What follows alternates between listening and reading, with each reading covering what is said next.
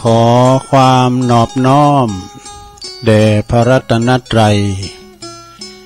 อันมีพระพุทธพระธรรมพระสงฆ์เป็นสรณะตีปึงขอกราบแนบไต่ไหวสาถวายความเคารพมายังครูบาอาจารย์พระมหาเถรานุเถระ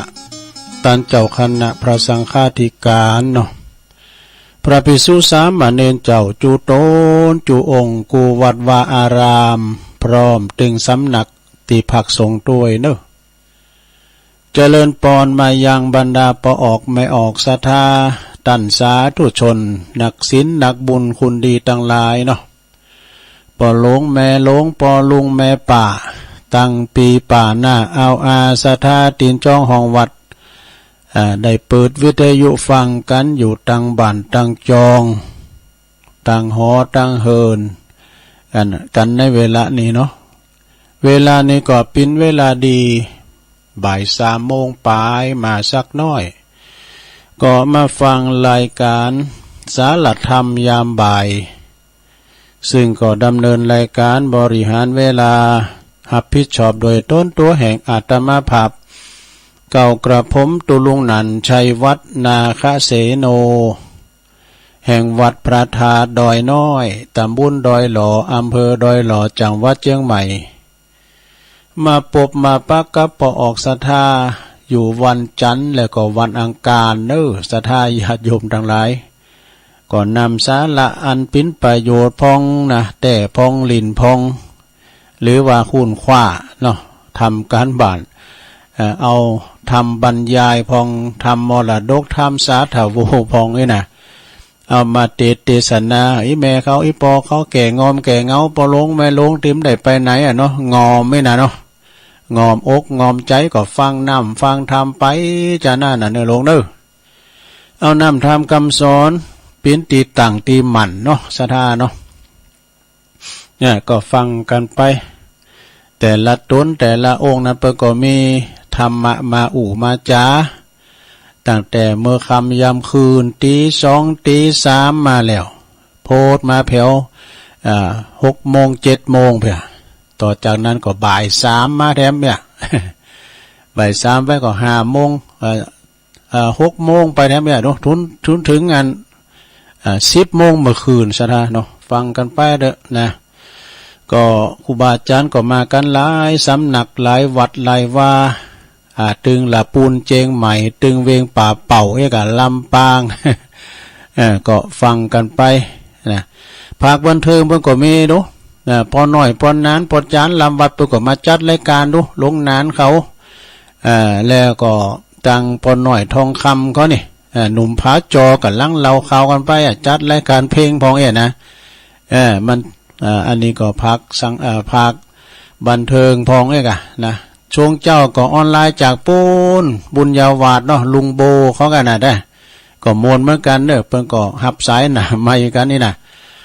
ขอฟังเพลงกันอันนี้แบบบักเก่าโบราณเนาะก่อนนั้นเฮาฟังเพื่อนชาวบ้านเนาะสมัยแต่ก่อนนะฟังรายการเพลงเพื่อนชาวบ้านพองกาแล้วก็เขียนจดหมายขอฟังเพลงกันก่อนอื่นเนี่ยก็ขอแจ้งไปทางอันนี้กันเนอสถานีวิทยุคืนบุญต่างๆที่เปิดรับสัญญาณรายการธรรมะช่วงเวลา 15-17 นาฬิกาขอบคุณสถานีวิทยุทำขึ้นธรรมะของชุมชนวัดห้วยตองซักเนอ FM 98.75 เมกะเฮิรตซ์อำเภอจอมทองนะขอบคุณสถานีวิทยุคณะสงฆ์อำเภอฝางจังหวัดเชียงใหม่ FM 100.25 เมกะเฮิรตซ์เด้อพี่น้องตังไม่อายชัยปราการฝางฟังกันไปขอบคุณสถานีวิทยุคลื่นธรรมะคลื่นพระพุทธศาสนาการศึกษาและวัฒนธรรม FM 104.50 เมกะเฮิรตซ์วัดฝายหินเด้อองค์ขลงในเมืองขอบคุณสถานีวิทยุมนเสียงธรรมวัดบุผารามอำเภอแม่แจ่ม FM 106.25 เมกะเฮิรตซ์เนอแล้วก็ขอบคุณสถานีวิทยุบ้านทุ่งเรดิโอ FM 89.50 เมกะเฮิรตซ์อำเภอสันป่าตองนี่ อันนี้เป็นคืนบุญเด้อศรัทธาญาติโยมทั้งหลายที่เฮาได้ฟังกันถ้าเปิ้นบ่ลิงสัญญาณเปิ้นก็กล้องสัญญาณไปตุเจ้าพันนายจะอูดีปานได้ก็ตามเตดน้ำเตดทำมนต์ปานได้ก็ตามมันดึงพดผิวเนาะเตือเกิดที่ห้องสี่เหลี่ยมเนี่ยเด้อศรัทธาเนาะฉะนั้นก็ฟังกันไปช่วงเวลาตั้งแต่ตีสามนะก็เดียวก็ใต้ครึ่งแรกนี่ก็จะประกาศข่าวสารงานบุญสักเล็กสักน้อยก็ช่วงนี้ก็เป็นงานบุญงานกุศลก็มีอยู่ซะนะเนาะก็ว่ากันไปวันนี้ตุลุงก็น้อมนำมาประธรรมเทศนาเด้อแบบธรรมบรรยายธรรมเที่ยงแท้นี่เป็นธรรมบรรยายเด้อยาวเหมือนกันเด้อในใจความธรรมผูกนี่เปิ้นก็อู่ถึงว่าความประมาทและความบ่ประมาทนี่นะปมาโตมัจจุโนปะทังก็เดี๋ยวก็ลองฟังโอ้เข้าใจเนาะซะดาเนาะฟังกันไปเฮาอู่กันไปนะทำมันบรรยายนี่อย่างเฮาอู่กันนะโตเนี่ยก็โตนะยำเตทำได้อู่กันบอมๆได้คุณเฒ่าหมู่นั้นก็เพิ่นว่าประกบเพิ่นเตอยู่หั่นรู้เนาะก็เยี่ยมเยินเสียงน้ำเดียวขึ้นว่าอันนั้นบ่วันนี้ต้องขอเจริญพรขอบคุณกับแม่ครูธัญญาทองอิ่มเด้อจากจังหวัดเชียงใหม่ปิ้นเจ้าภาพเจ้าศรัทธาในการเทศแล้วก็ขออุทิศบุญกุศลในวันนี้ไปหายังบรรพบุรุษจะเป็นครูบาอาจารย์ว่าวันครูนะแม่ครูธัญญาเปิ้นก็ขออุทิศแผ่กุศลไปยังปอครูแม่ครูก้านี่ที่เปิ้นเคยสั่งเคยสอนเนาะแล้วก็ที่เปิ้นลุ่มหายแต่จากไปก็ขอบุญกุศลไปหอดไปถึงตึงตันเปิ้นเด้อนะแล้วก็ขอบุญกุศลที่แม่ครูได้เป็นเจ้าภาพวันนี้ก็จงสะท้อนย้อนไปหาแม่ครูธัญญาทองอิ่มให้แม่ครูในมีสุขภาพพลานามัยสมบูรณ์แข็งแรงเด้ออยู่ดีมีสุขหมั่นกินหมั่นต้านกันตลอดไปตอนนี้ไปตุลุงก็เจ้าว่าธรรมกันเด้ออันนี้เป็นธรรมบรรยายซะได้เนาะต่างนาโมไว้กันเด้อเป็นธรรมแบบว่าอันนี้หมายความว่าเปิ้นมันยาวนะถ้ามันจะเลยเวลาตุลุงจะพักครึ่งแล้วก็คำเดียวช่วงที่สองก็ต่อได้ไหมนะ มันยาวนะซะได้เนอะตึกไหนก็ตึกหันแล้วก็ทีนี้เราก็มาว่ากันต่อในช่วงที่สองสุดท้ายทำกรรมหนึ่งนะเนาะต่างนะโมก่อนนะโมตัสสะภะคะวะโตอะระหะโตสัมมาสัมพุทธัสสะนะโมตัสสะภะคะวะโตอะระหะโตสัมมาสัมพุทธัสสะนะโมตัสสะภะคะวะโตอะระหะโตสัมมาสัมพุทธัสสะอัปปมาโทอมตังปะทังปมาโทมัจจุโนปะทังอัปปมัตตานะมียันติเยปมัตตายถามัตตาติก่อนณโอกาสบัดนี้ตุลุงก็จักได้น้อมนำเอาพระธรรมเทศนามาแสดงธรรมเทศนาเลิงธรรมเที่ยงแท้เปิดตอบสนองตามความประสงค์ของตันเจ้าภาพพร้อมด้วยญาติสนิทมิตรสหายและก็พี่น้องบ้านไก่บ้านไก่ได้พร้อมอกพร้อมใจกันเป็นสมานฉันท์สามัคคีธรรมบำเพ็ญกุศลเพื่ออุทิศบุญกุศลไปหายังเหล่าบรรดาครูบาอาจารย์ต่างหลายที่เปิ้นเคยสั่งสอนเนาะเป็นครูเป็นบาเป็นแม่พิมพ์พอพิมพ์ของชาติที่เปิ้นได้ล่มหายแต่จากไปก่อนนับว่าเฮาต่างหลายนะอันมีแม่ครูธัญญาเป็นเก้าเป็นประธานพร้อมโดยคณะคืนสีขาวเฮาก็ดีก็ได้มีความกตัญญูกตเวทิตาธรรมซึ่งนักปราชญ์ทรงสรรเสริญว่าเป็นเป็นคุณดีมีคุณดีมีคุณเป็นผู้ที่บ่ประมาทในชีวิตดังนี้นี่ดำเนินตามความเนาะดำเนินความตามภาษิตเบื้องต้นว่าอัปปมาโทอมตังปัทังปินอาทิ ซึ่งเปิ้นแปลใจความว่าบุคคลใดบ่ประมาทนะเป็นตั้งแห่งความบัดตายแต่ถ้าบุคคลใดมีความประมาทผลนั้นเปรียบเสมือนคนที่ตายแล้วดังนี้นี่คำว่ากรรมที่ว่าปามาโทนั้นเป็นคำบาลีนะคำบาลีที่ท่านมหาก็เปิดศึกษานะบาลีในธรรมส่วนว่ากรรมไทยในเพิ่นก็แปลความนะแปลว่าบ่ประมาทว่ายกตัวอย่างความประมาทนั้นก็ได้แก่การที่คุณเฮาเนี่ยจะนั่งก็ดีจะนอนก็ดีจะยืนจะเดินจะอยู่จะกินก็ดีนะจะนึกจะคิดจะกระทำการงานอันยังก็ตามก็แล้วแต่เถอะนะก็จะต้องมีสติคือความระลึกกึดไว้ก่อนเสมอว่าบัดนี้เนี่ยเฮากำลังกึดหยังอยู่ทำหยังอยู่ที่ไหน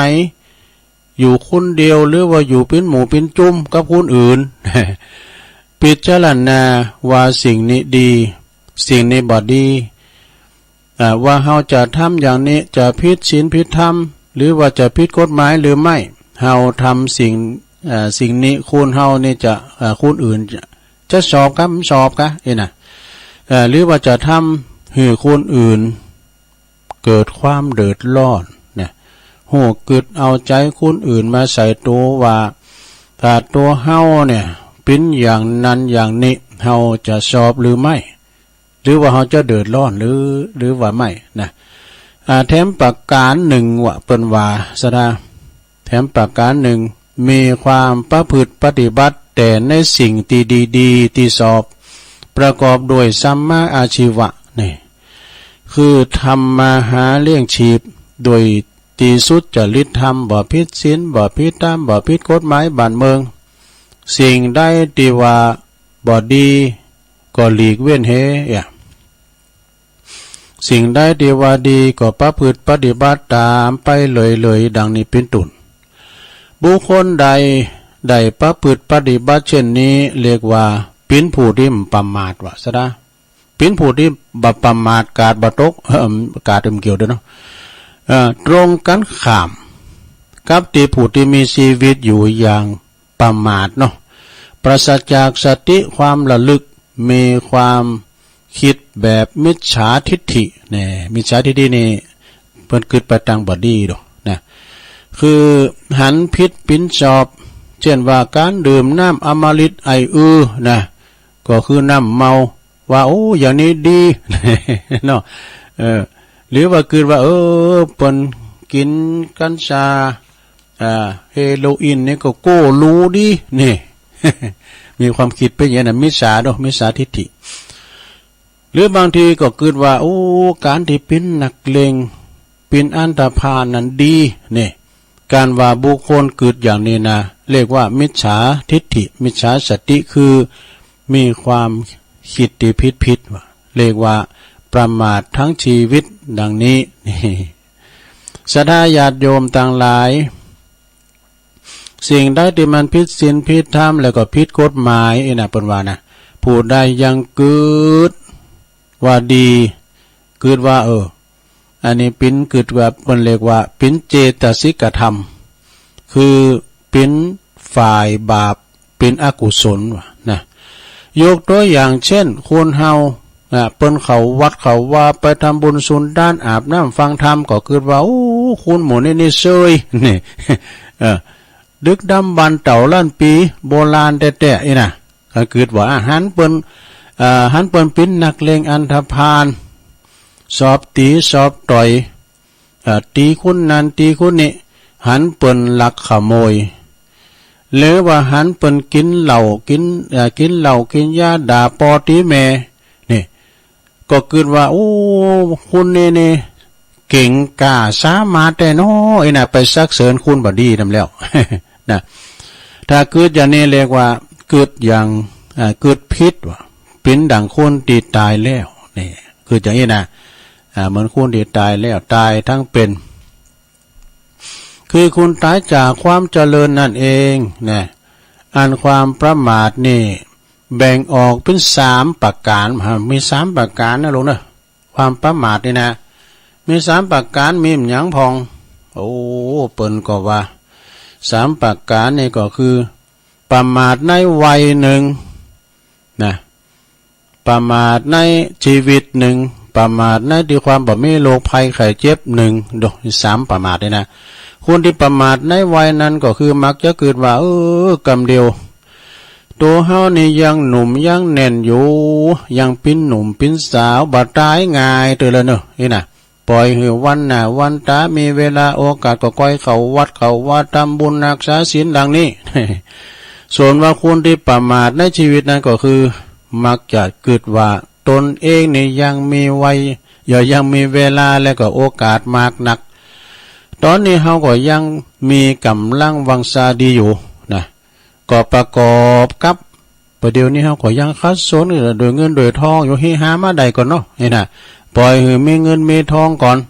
มีมากนักหลายก่อนนะก่อยเข้าไปรักษาศีลทำบุญศูนย์ต้านฟังธรรมดังนี้นี่แล้วก็ส่วนคนที่ประมาทในความไม่มีโรคภัยไข้เจ็บก็คือว่ามักจะเกิดว่าโอ้บัดเดี๋ยวนี้เฮาก็ยังมีสุขภาพสมบูรณ์ร่างกายแข็งแรงบ่มีพยาธิโลกามีพยาธิอัมพาตมาเบียดเบียนเตออย่าบ่มีเคราะห์บ่มีภัยยังซักเตอนี่กินข้าวลำกินน้ำลงอกแดงปึงลึงนี่นะวันหน้าก่อนเด้อก้อยมีเวลาก่อนก้อยหาโอกาสไปทำบุญมากนักนี่นะแถมประการหนึ่งบัดเดี๋ยวนี้เฮาก็กำลังหา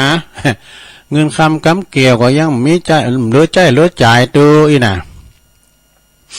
ปล่อยวันหน้าวันตาก่อนเนี่ยวันหน้าวันตาถ้ามีเงินมีทองพองก่อนก็ก้อยไปทำบุญสุนตันรักษาศีลเข้าวัดเข้าวาดังนี้นี่เปิ้นอันนี้เปิ้นเรียกว่าประมาทมัวเมาในชีวิต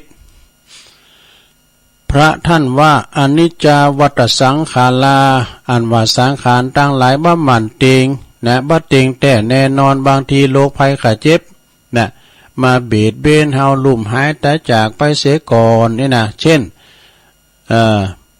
นตายโดยพยะต่างๆนะก็เลยบ่ได้ทำคุณงามความดี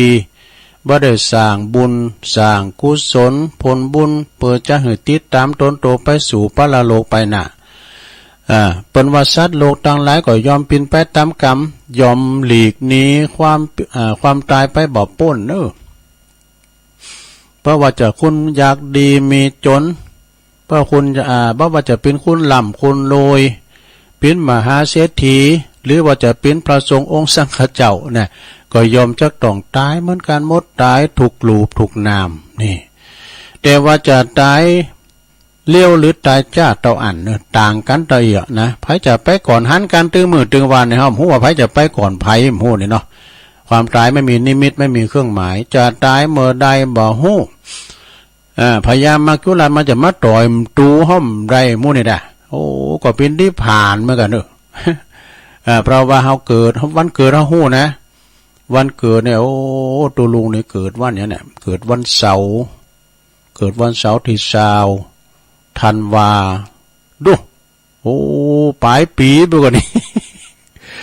แต่วันตายนี่ไผบ่ฮู้ใดเนอะซะนะเนาะ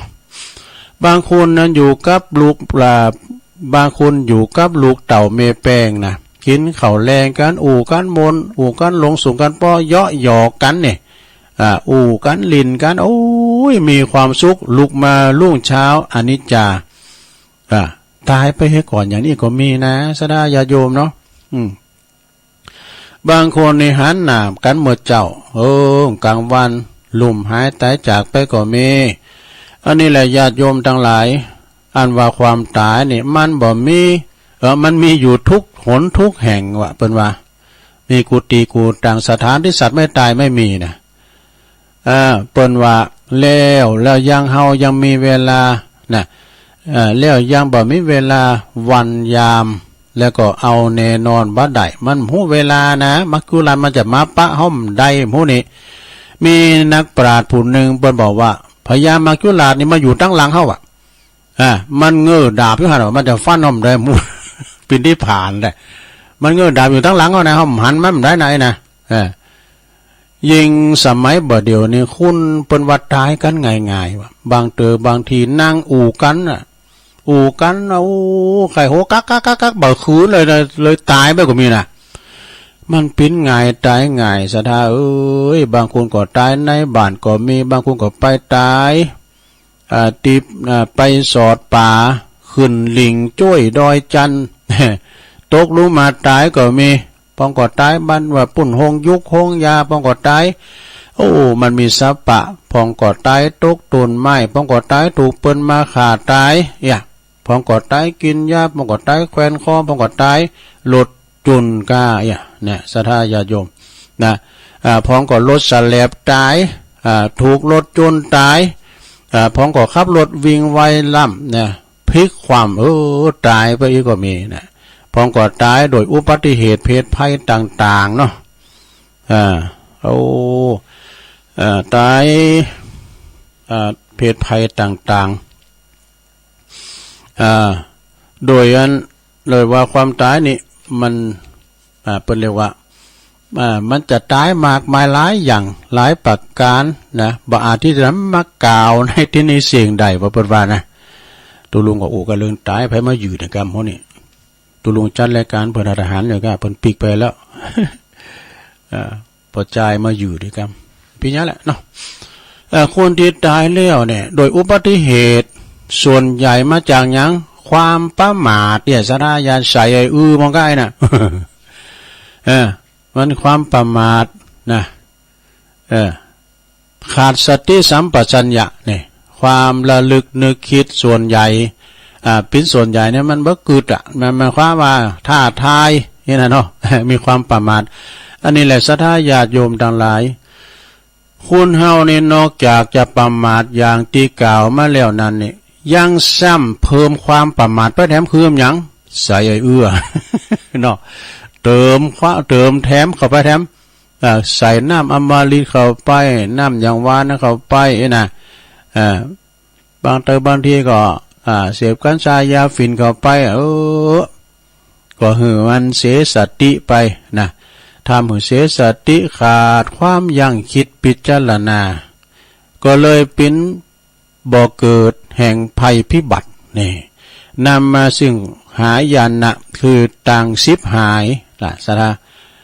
กันว่าบ่ตายเพิ่นก็ว่ากลางเหลือง ดังที่ปิ้นข่าวที่เฮาฮู้กันได้ฮู้กันมาอยู่เสมอเนาะอันนี้แหละสัทธาญาติโยมทั้งหลายความประมาทนี่พระท่านว่าเป็นทางแห่งความตายเด้อสัทธาเด้อผู้ไม่ประมาทนั้นได้ชื่อว่าผู้ไม่ตายดังนี้นี่คุณติโมเมาประมาทในชีวิตนะ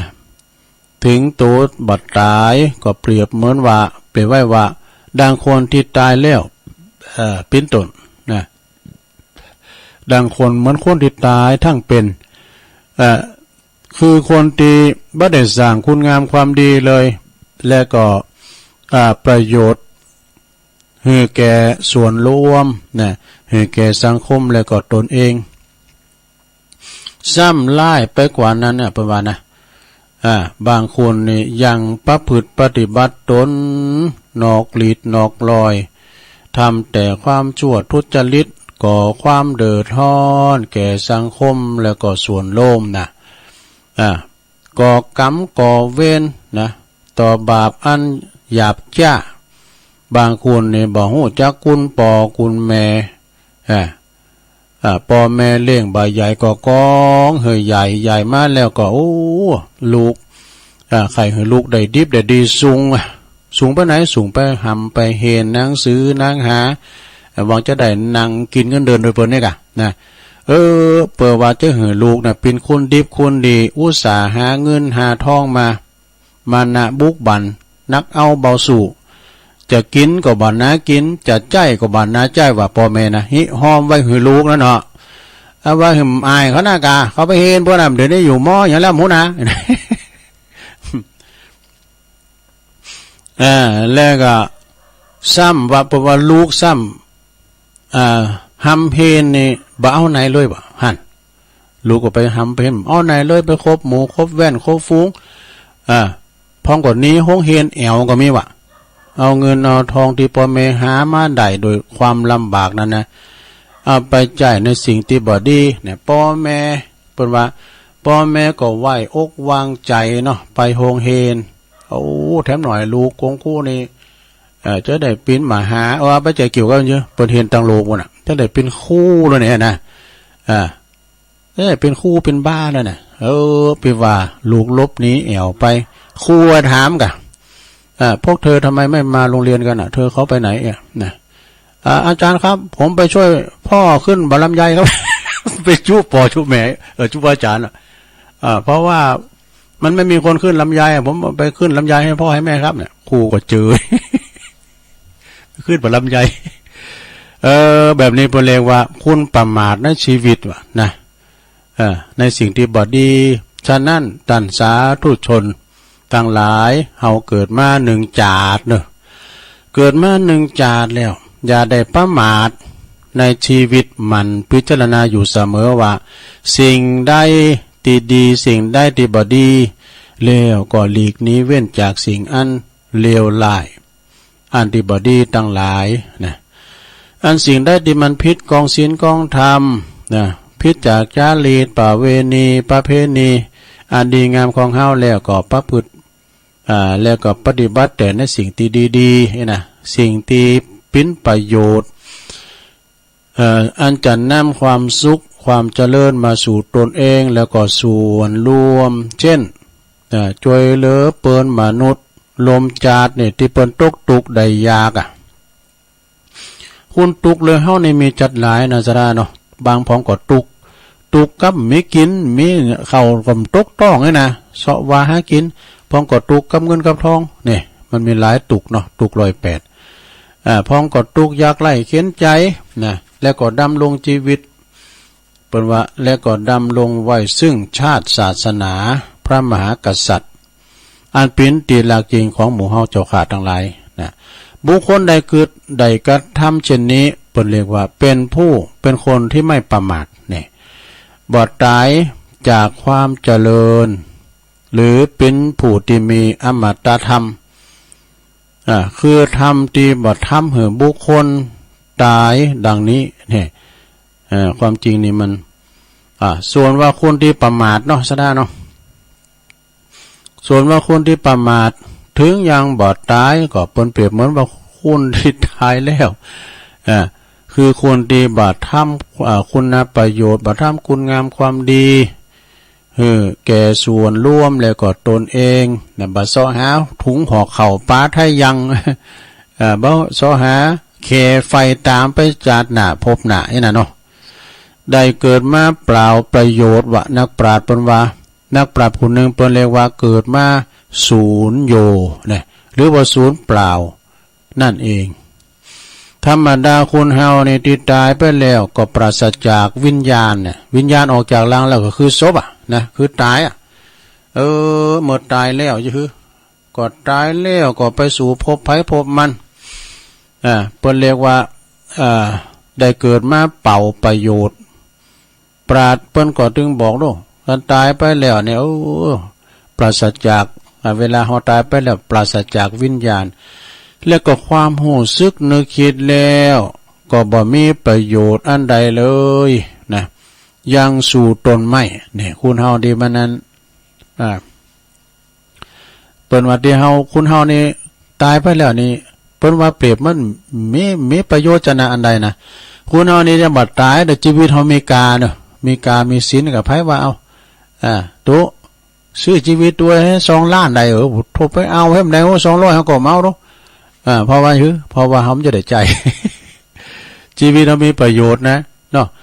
แต่ว่าเวลาตายไปแล้วมีประโยชน์สู่ตุ่นไม้บ่ได้ว่าเพิ่นว่าสู่สัตว์และตุ่นไม้บ่ได้ว่าอันว่าตุ่นไม้ที่ตายแล้วนะก็ตามแพะตามป่านั่นเนี่ยเพิ่นก็เอามามีเป็นประโยชน์ต่อคนมากมายเช่นไม้ตายแห้งไม้ตายคานเอามาแป้งโล1เข้าเอามาเป็นก่อเชื้อเพลิงทำหุงหาอาหารเนี่ยหรือว่าจะนำไปแปลงหอแปลงเฮิรนก็ได้นะไม่ตุนใหญ่ตุนโลงนี่นะจาล่วงสุดนี่ยังไปแปลง กันน้ำบวยก็ได้วะดู กันน้ำบวยกินน่ะตักกินน้ำแล้วอันหัวจักก้ากันน้ำบวยอ่ะเนาะส่วนว่าคนเนาะนะสะนะส่วนว่าคนตีตายไปส่วนในว่าสัตว์และคนที่ตายไปก็คือบ่มีอยู่ร่วมกันนะสัตว์ที่ตายแล้วก็ยังประโยชน์กับคุณเฮาอยู่เช่นโง่ควายจ้างมานี่ศรัทธาญาติโยมมันยังยาวอยู่นะตุลุงจะเอาตึกนี่ก่อนโง่ควายตั้งมานี่ก่อนเนาะเพราะมันยังยาวอยู่นะก็เดี๋ยวจะเอารอบสองก็เหลือทำ4 หันแล้วก็จะมาเล่าอย่างให้หลายอย่างเนาะ อันนี้ก็คือทำเที่ยงแท้มันยาวลงไปจะเอาถึง2 ภาคนะถึงภาคแรกกับภาคที่2เพราะว่าวันนี้ก็ปิ้นเจ้าภาพก็คือคุณแม่ครูธัญญาทองอิ่มถวายปิ้นธรรมทานเนาะปิ้นธรรมบรรยายเปิดว่าอุทิศบุญกุศลส่วนต้านไปหายังพ่อครูแม่ครูต่างหลายที่เปิ้นเคยมีผลงานสอนลูกสอนหลานเปิ้นลุ่มหายตายจากไปก็ขอได้รับส่วนบุญส่วนกุศล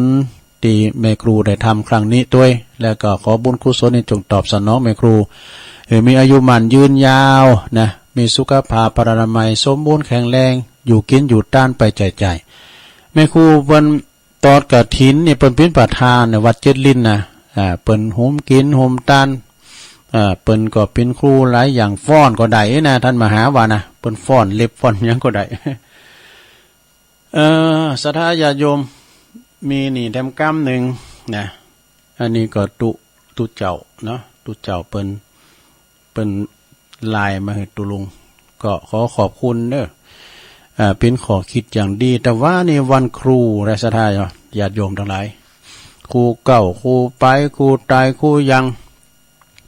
ครูที่เปิ้นประสิทธิ์ประสาทวิชาความรู้เห็นนักนาป้าป่าน นักนาป้าป่านก็มีอาจารย์ท่านพระครูณรงค์นะยานสีโล ว่าอยู่เมืองนานบุญนะเปิ้นก็สูงมากตัวลุงนะเปิ้นว่าครู8 คุณก็เดียวกันเนอะซะนะเอาให้หน่อยเนาะครู8 คุณที่ในชีวิตนี่ครู8 คนในชีวิต1ครูคนแรกก็คือสอนให้เฮาเป็นคุณดีคือคนแรกที่เฮาเรียกว่าแม่ อันนี้คือครูคนแรกว่าแม่นี่เป็นครูคนแรกนะ2ครูคนที่2ที่สอนให้เฮาเป็นคุณเก่งคุณกาจนั่นก็คือป้อนะคือปอดู ครูคนที่3สอนให้เฮาอ่านออกเขียนได้นั่นก็คือครูที่โรงเรียนนี่ก็เฮามีครูที่โรงเรียนนะบ่ตัวเฮาไปอ่านได้ตัวลุงอ่านธรรมบ่ได้แหละนะนายชัยวัฒน์เด็กชายชัยวัฒน์เมื่อวานนี้เธอทำไมไม่มาผมไปเลี้ยงควายครับ เมื่อก่อนนี่เป็นจ่าเลี้ยงควายเลยก็เขียนใบลาเตือนเนาะผมโตครูเอาโหยเป็นลาไปเลี้ยงควาย ยังจำได้อยู่เนอะลาไปเลี้ยงควายข้อที่4ครูคนที่4สอนให้เฮาฮู้จักใช้ชีวิตอยู่ในสังคมคือเปิ้นแน่เปิ้นเตียเปิ้นเรียกว่าเพื่อนแท้นะเนี่ยเพื่อนแท้มิตรแท้ครูคนที่5หลวงครูคนที่5ไผที่สอนให้เฮาฮู้จักชีวิตครูก็คือคู่ครองนี่คู่ครองนะสามีภรรยาเนี่ยกับคู่ครองกันนี่นะครูคนที่6สอนให้เฮาฮู้จักการให้นะก็คือลูกก็เป็นครูเฮานะ 7นะซะนะครูคนที่7นั่นก็ครูคือสอนให้เฮาฮู้จักคำว่าอภัยคือศัตรูเนี่ยศัตรูนี่มันมักมันหมูหรอ มันงามมักมันหมูศัตรูนี่มักใส่ตัวอ่ะแล้วเฮาอภัยมาเนี่ยเป็นครูเฮาเหมือนกันนะ8ข้อที่8ครู8คน8ในสุดท้ายครูคนสุดท้ายคือสอนให้เราเรียนรู้ชีวิตคือตัวเราเองนี่อันนี้ความขวัญของหลวงปู่แหวนสุจินโนกันนะอาจารย์พระครูณรงค์เปิ้นสูงมหาตุลุงนะ ขอบคุณเด้อไว้สาบารมีอาจารย์นะอาจารย์ณรงค์ยานสีโลอาจารย์พระครูอภิวัฒนวิกรมเปิ้นก่อที่แลเปิ้นนิมนต์ตุลุงไปโดย เปิ้นจะไปนอนปุ้นที่เหล่าปัตตานวัดเหล่าปัตตานบุญนะอำเภอแม่แจ่มเปิ้นจะมีการแห่พระเจ้าตอกสารแล้วเปิ้นจะไปนอนพุกวันที่18เนาะตัวลุงก็เลยเขียนไปว่าโอ้ตัวลุงติดงานเขากรรมมั้ยกะเขากรรมที่วัดธรรมวัดวิมลมังคลารามเปิ้นก็พี่ยังเปิ้นก็เลยอันก็ตัวลุงพวกก็แตนผมมันกำเด้อพวกนี้ตอนบ่าย3ก็ยังจะมาอยู่เนาะซะดาเนาะสนองงานครูบาอาจารย์เนาะที่จริงก็จะเสียดายแต่ใครไปอยู่ด้วยเปิ้นบ่น่ะเตียนเราปัตตานโอ้เปิ้นปิ้นก็ดีเด้อพระอาจารย์พระครูปลัดบดินทร์ศีลสังวโรอาจารย์เบิ้มนะครูบาอาจารย์นักเรียนมาหมดซะดาเปิ้นแห่พระเจ้าตอกสารเดี๋ยวได้ประกาศกันว่าอันนี้ก็มี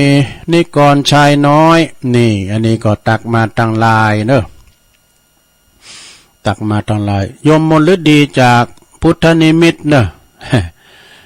ยมนิกรชายน้อยนี่เปิ้นไปแจกของโดแจกของปูนถิ่นธุรกันดารบุญนะ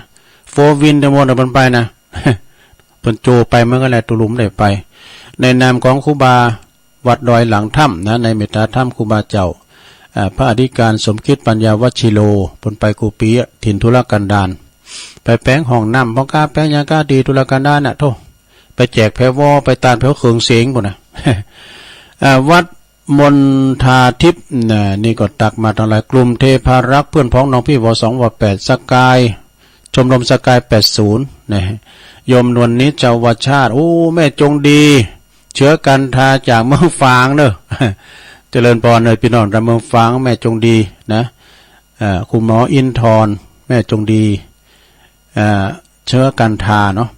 แม่เดือนเพ็ญทิมวางฟังอยู่เน้อจากหนอง5น้ำบ่อหลวงเจริญปอนเน้อแม่ครูธัญญาโอ้เพิ่นเกิดวันเสาร์เหมือนกันน่ะเกิดวันเสาร์คงเกิดวันเสาร์ในเจ้าหมูนักนะเพิ่นว่ามีเจ้าหมูนัก เพิ่นคนเกิดวันเสาร์บ่ท่ากรรมส่วนบริวารมวลมากมายจึงสู้เนี่ยบริวารญาติมิตรมีนักเนาะคุณแม่ยายจันจากเวียงท่าการเจริญปอนแม่เด้อประพันธ์การทิยะแล้วก็โยมปีน้อยยุพินหอมาลาจากบ้านแม่หยวกด้วยเน้ออันนี้เปิ้นตักมากันตั้งหลายเนาะก็ขอประกาศข่าวสารงานบุญกันเน้อศรัทธาญาติโยมทั้งหลายนะบัดเจ้านี่ก็เจริญปอนแม่ครูลาวันกุยคำก็ฝากประกาศงาน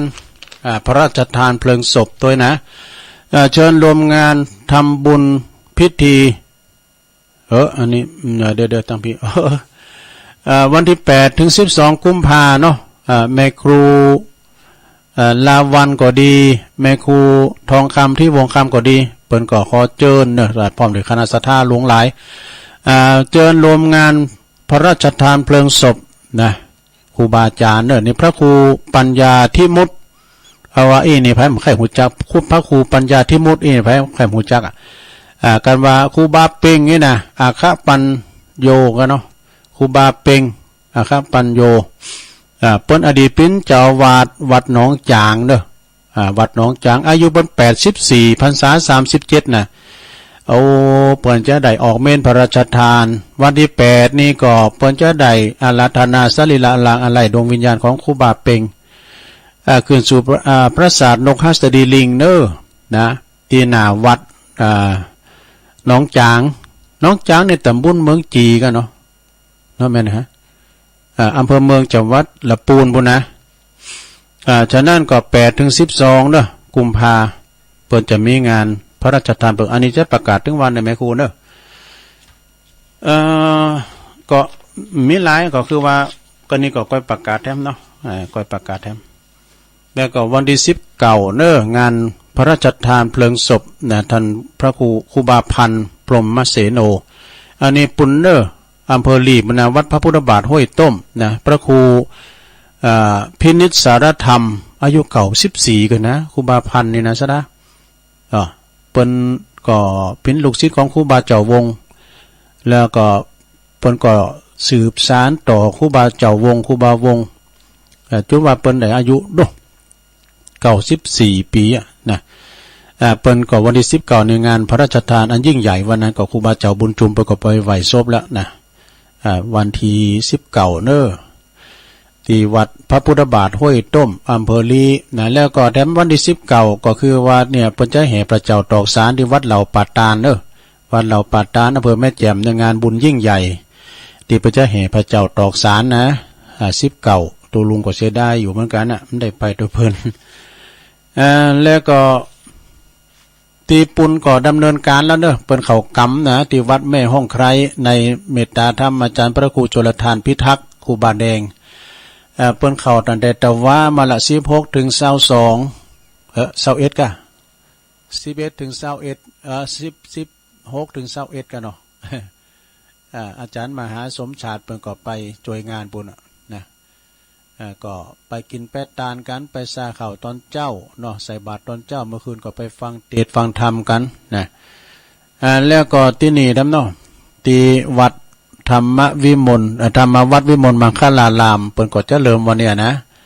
เริ่มกันว่าเนี่ยวันที่17ถึง22เด้อก็พี่น้องละแวกไก่เคียงเนาะก็ไปซาเขากำกันเมื่อคืนก็ไปฟังธรรมกันนะในเมตตาธรรมพระครู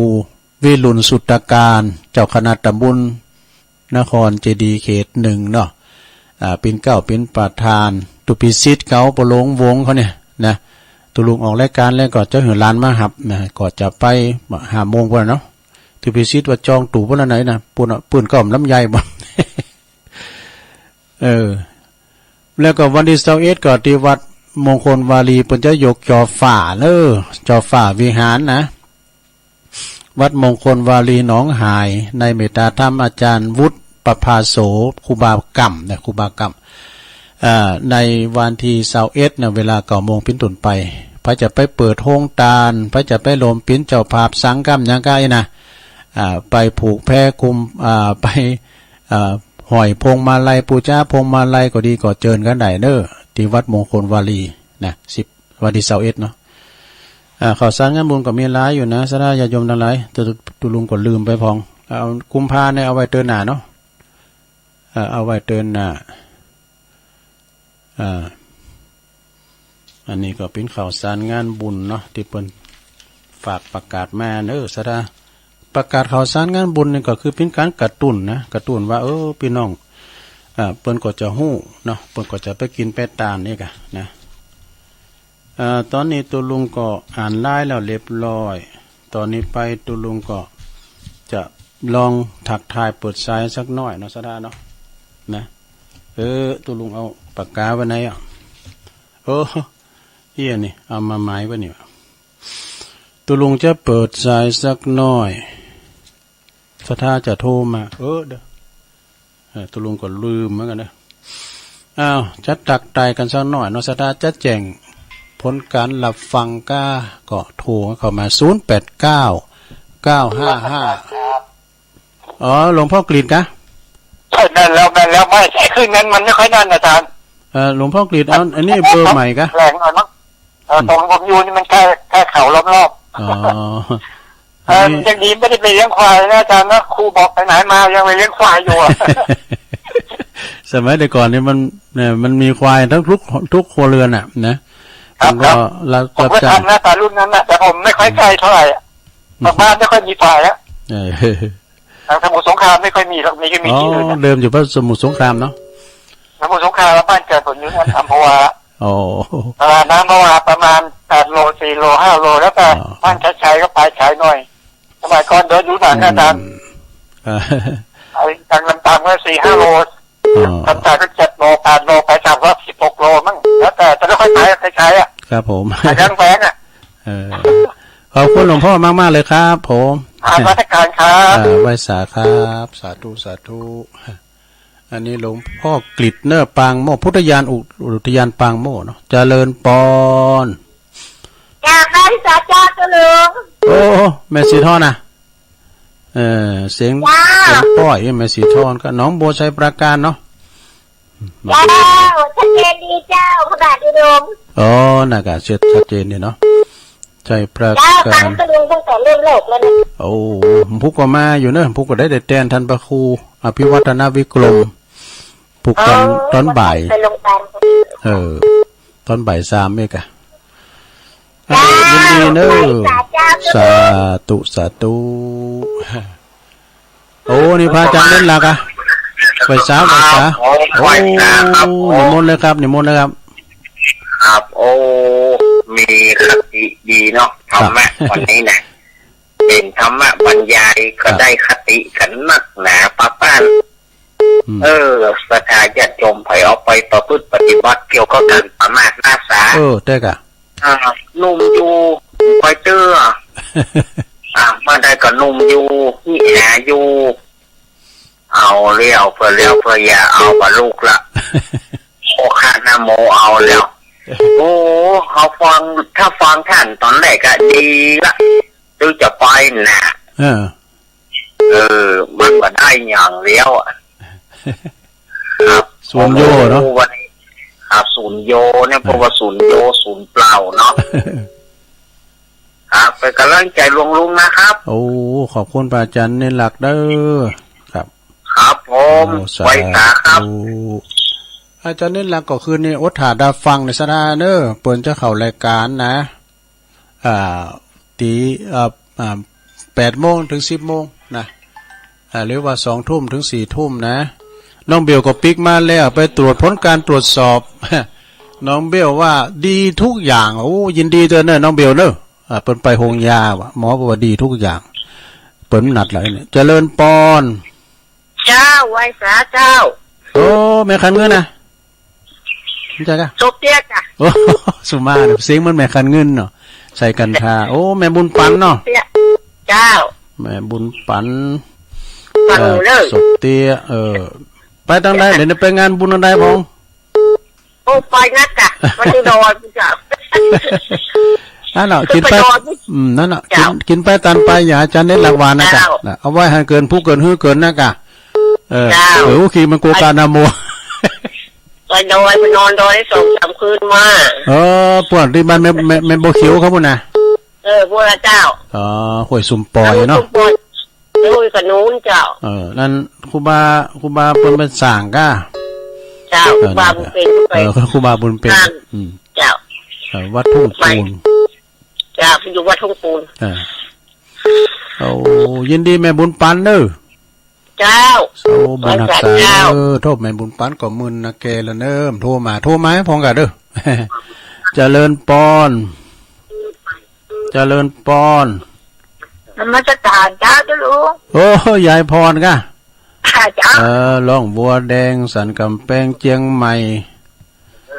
ฟังเจ้ามาแล้วนะดีแล้วกะฟังไปติ๊กๆเนอะฟังไปเลยยินดีเนอะนักษา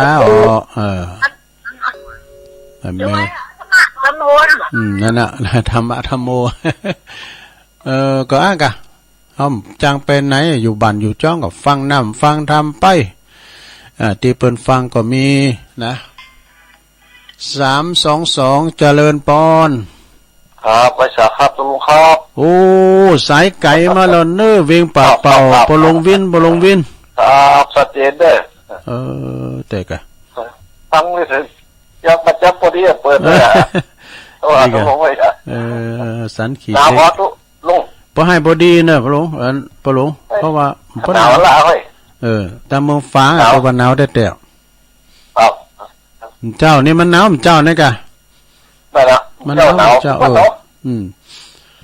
กลางวันก็ป่าเสือออกต่างเดี๋ยวนี้ตุลุงก็เกมผ่าปกว่าละ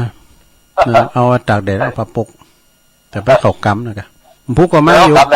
เขากำปุ่นที่น้องจีดีปุ่นยังเสียงกำเด้อขอบคุณบลงวินในไลน์เด้อกำลังใจได้ท่านเด้อสาธุบลงวินก็มึนนักแกนี่มันโทรมานะเอาให้ได้อยู่กันเนาะสาธุญาติโยมทั้งหลายแต่6 สายเนาะก็เดี๋ยวก็ก้อยมาต่อกันช่วงที่2สุดท้ายเนาะเดี๋ยวจะมาวางงูควายจ่างมาแถมอยู่ดีมีสุขเนอะเดี๋ยวมาฟังต่อเนาะไปฟังมูลขึ้นไปไหนเตอเจริญปอน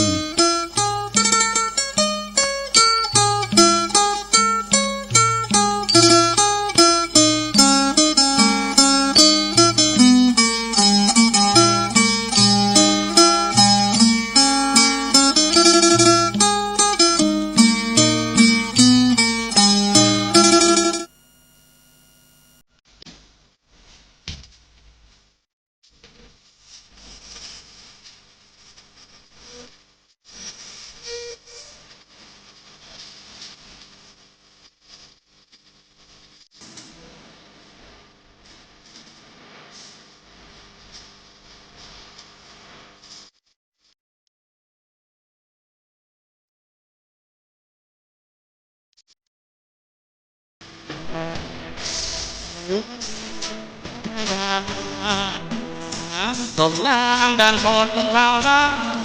เตือนนาเสียนาสายก็ช่างสดสวยเบาลำเอาแล้วสดสวยจางตาแม่ก็ไปแบบยากแม้นใครให้ไปจาก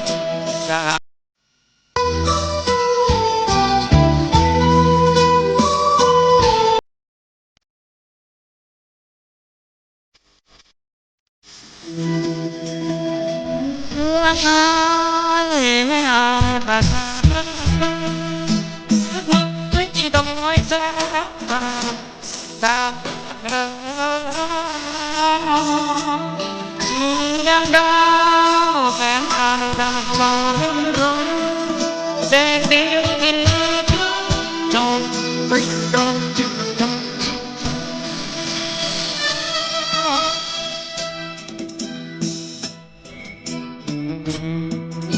บ่เคยไปเห็นบ่จุกงามหากาลาแล้วเมืองฟ้าหายหากนี้จำต้องจากลาเมืองเหนือฝังใจบ่ลืม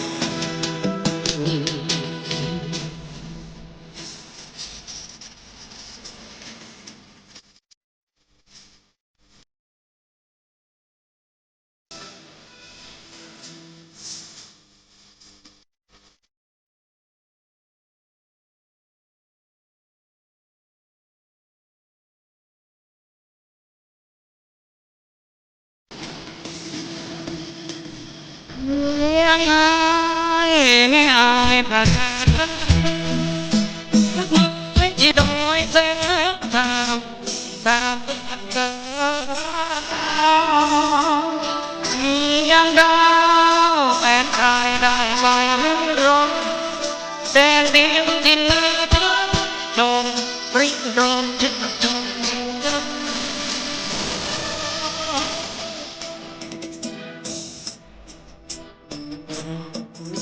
บ่เคยไปเห็นบ่จุกงามลาแล้วเมืองฟ้าหายไปหากจำต้องจากลาเมืองเหนือฝังใจบ่ลืม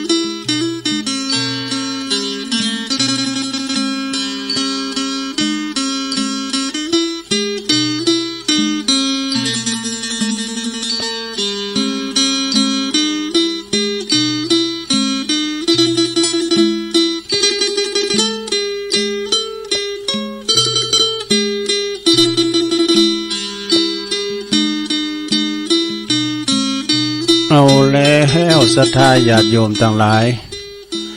มาปักกันช่วงที่สองสุดท้ายเนาะรายการนี้ก็คือรายการสารธรรมยามบ่าย วันนี้ก็ดำเนินรายการโดยต้นตัวแห่งอาตมาภาพเก่ากับผมตุลุงนันชัยวัฒนาคาเสโน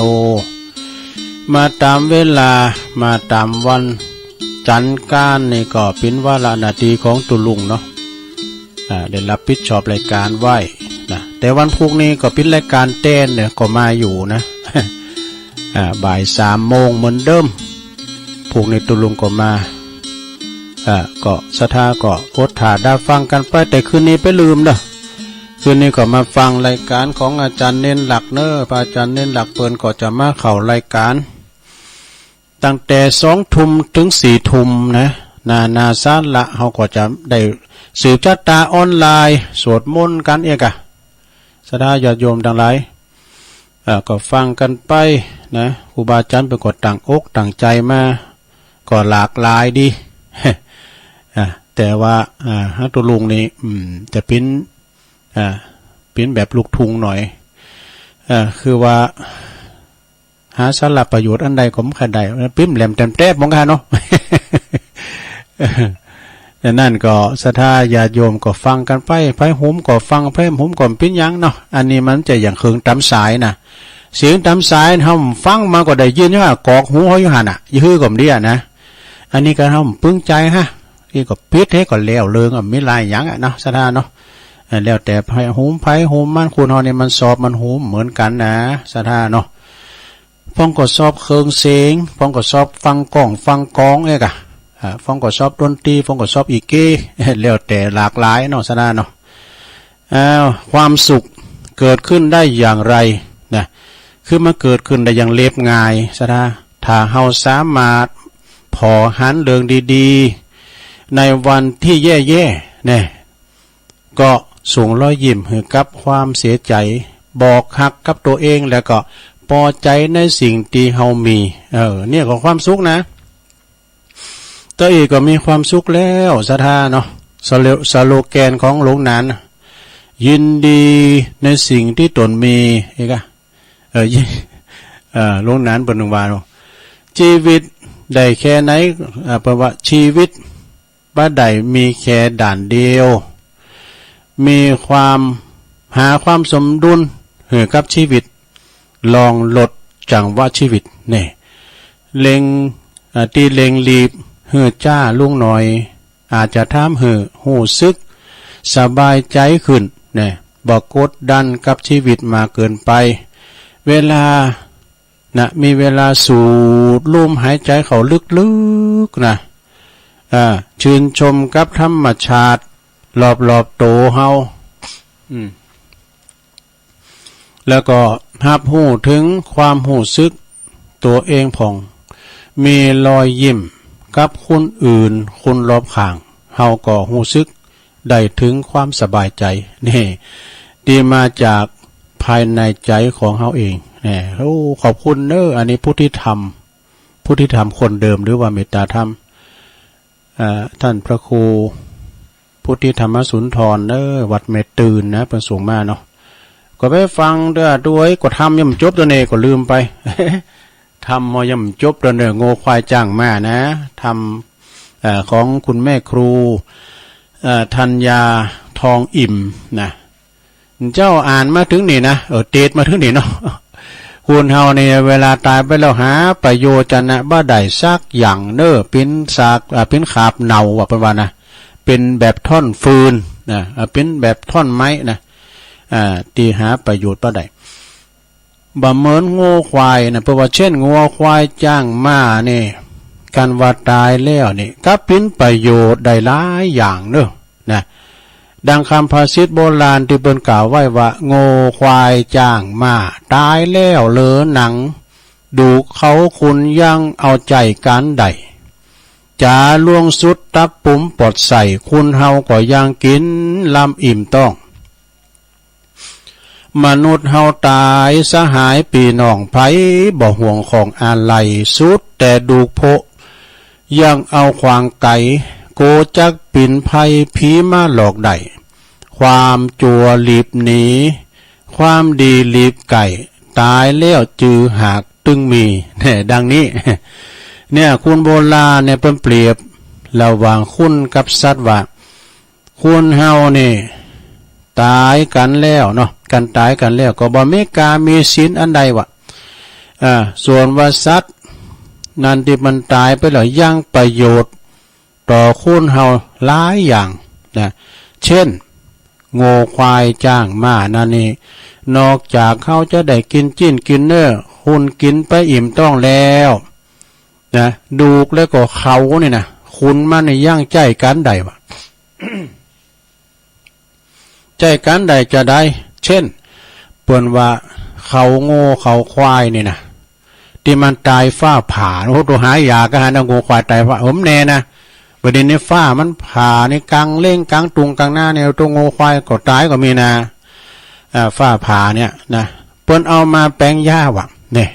เขาโง่เขาควายที่มันตายฟ้าผ่าเนี่ยเปิ้นเอามาเขาย่ำสร้างคนนี้แหละใจเป็นเครื่องประดับเฮินหรืออื่นๆได้หลายอย่างวะนะเอาแปลงก๊อกหมูยาก็ได้ เขาควายนี่นะเอาแปลงก๊อกยาสูบกล่องยาสูบ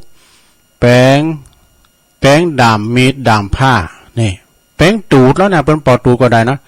แล้วก็ดูของมันนี่เปิ้นเอาใจได้สารพัดอย่างว่าดูมันนะเช่น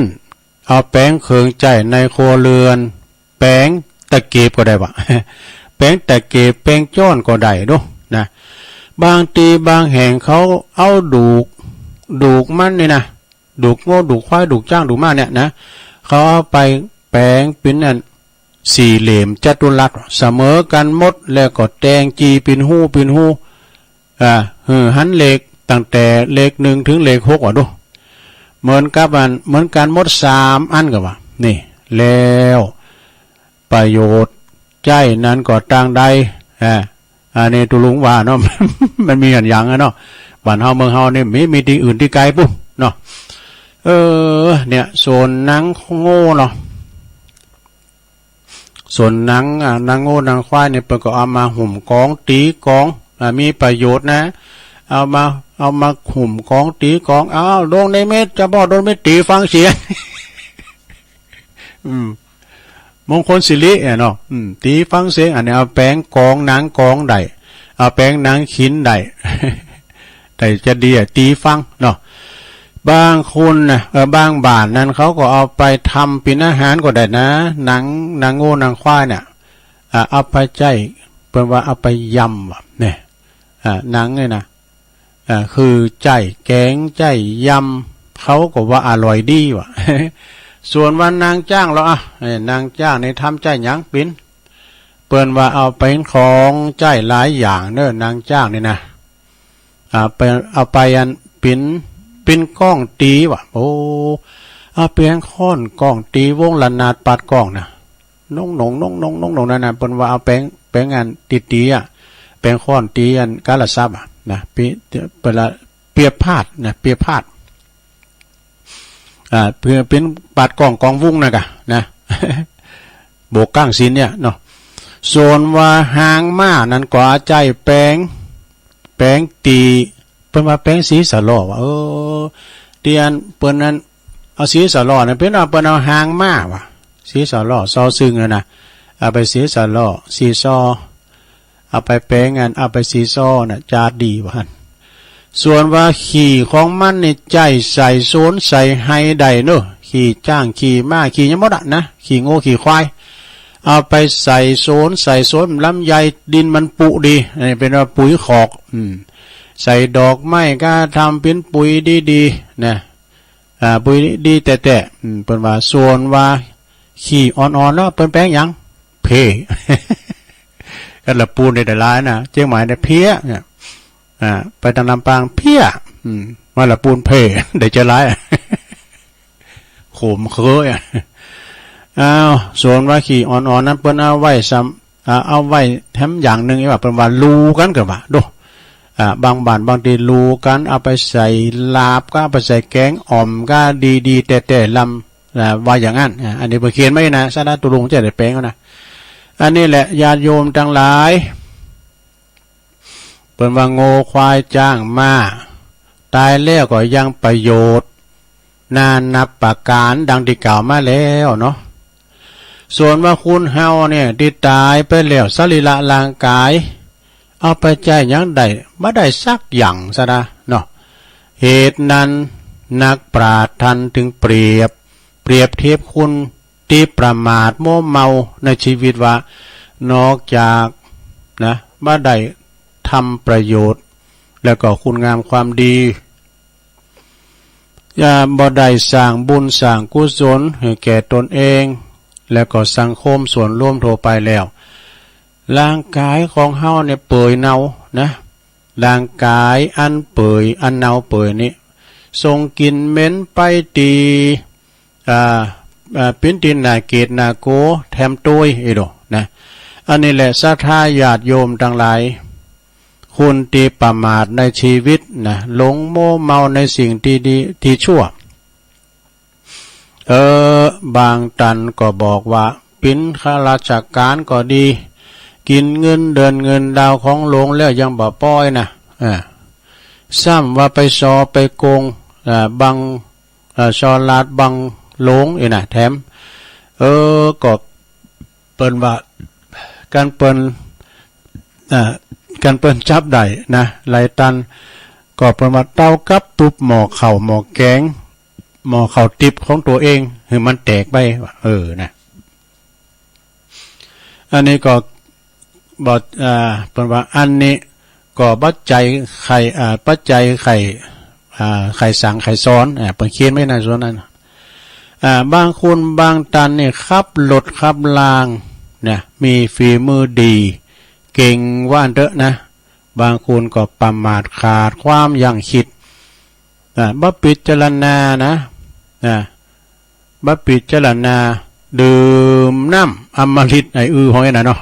ไปเขียนไว้เนอะเอาอย่างนั้นเถอะว่าหรือว่าทำให้ใจกล้าคึกขนองพยองตนเป็นความประมาทขาดความระลึกนึกคิดนะคุณการวันรถไปจุนกันก็ดีไปสั่นแลบก็ดีเป็นว่าการบัดตายก็เลี้ยงบัดโตเป็นเขียนไว้นะก็ปากันไปซึ่งความหายนะเด้อนี่นะก็ปาไปถึงซึ่งความหายนะคือความชิบหายอย่างนั้นก็มีนะบางคุณบางตันนี่ก็ลงโม้เมาในชีวิตนะเอายาเสพติดกะพุงเขาเฮโรอีนนี่ดอกเป็นว่าอีนะอันเป็นของเสพติดอย่างร้ายแรงผู้ใดประพฤติลงไปทดลองเสพเขาเนี่ยโอ้ยอมนำพาชีวิตเขาไปสู่ดังเสริมเสเต่ากับตายทั้งเป็นนี่หาความเจริญบ่ได้อันนี้แหละศรัทธาญาติโยมทั้งหลายที่ได้สดับรับฟังพระธรรมเทศนาเริงธรรมเที่ยงแท้คือธรรมที่บ่ทำให้คนบุคคลให้ตายได้นะคือตายจากความเจริญฟังแล้วก็พอสรุปใจความได้ว่าธรรมเที่ยงแท้เป็นอมตะธรรมเนอะนั่นก็คือความบัพประมาทในชีวิตนะ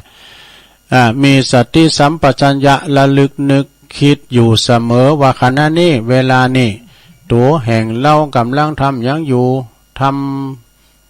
ทำผิดศีลผิดธรรมหรือว่าทำผิดประเพณีคุณงามความดีกฎหมายบ้านเมืองอยู่หรือไม่เนี่ยนะอย่างได้พองนะในเมื่อหูโตว่าทำอย่างนั้นแล้วก็ระลึกนึกคิดได้แล้วก็กับโตกับใจนะกับโตกับใจใหม่รีประพฤติปฏิบัติแต่ในสิ่งที่ดีที่ชอบต่อไปตรงกันข้ามได้ปฏิบัติในสิ่งดีมีศีลธรรมบ่ผิดศีลบ่ผิดประเพณีวัฒนธรรมและก็กฎหมายบ้านเมืองบ่ทำความเดือดร้อนให้แก่สัตว์และคนทั้งหลายมีเมตตามีกรุณาแล้วก็จึงได้ปฏิบัติให้ดียิ่งขึ้นไปนะบุคคลนั้นเพิ่นบอกว่าบุคคลใดได้เกิดได้ประพฤติได้ปฏิบัติตนอย่างนี้แล้วได้ชื่อว่าผู้เป็นผู้ที่ไม่ประมาทในชีวิตนี่ อันเป็นตั้งแห่งความเจริญรุ่งเรืองแม่นท่านจะอยู่ในโลกนี้ก็จะได้มีแต่ความเจริญรุ่งเรืองเนอะแม่สิ้นชีวิตไปแล้วก็จะได้ไปสู่สุขติดีๆมีสวรรค์วิมานอันประเสริฐเป็นที่อยู่ดังนี้นะวันนี้คณะสัทธาญาติโยมทั้งหลายอันไม่มีเจ้าภาพคุณแม่ครูธัญญาทองอิ่มนะซึ่งเป็นเก้าเป็นประธานได้ทำบุญเป็นเจ้าภาพในวันนี้เปิดอุทิศบุญกุศลพร้อมกับคณะสัทธาถึงหลงถึงหลายได้มาฟังเทศน์ฟังธรรมอุทิศบุญกุศลทักษิณานุปทานตานไปหาอย่างบรรพบุรุษพ่อครูแม่ครูเขาที่เปิ้นมีผลงานเนาะที่เปิ้นได้สร้างลูกศิษย์ลูกหาติมบ้านติมเมืองเปิ้นลุ่มหายแต่จากไปแล้วก็ดีก็ขอบุญกุศลอันนี้จงได้ไปหอดไปถึงเติงตันอย่างเขาเจ้าต่างหลายได้อยู่ดีได้ป่วนเสียจากที่ยากพรากเสียจากที่ทุกข์ได้เสวยความสุขในสัมปรายาภพเด้อบุญกุศลอันนี้ก็มีผลสะท้อนย้อนมาปกปักรักษายังแม่ครูธัญญาทองอิ่มพร้อมโดยครอบครัวลูกหลานเนาะ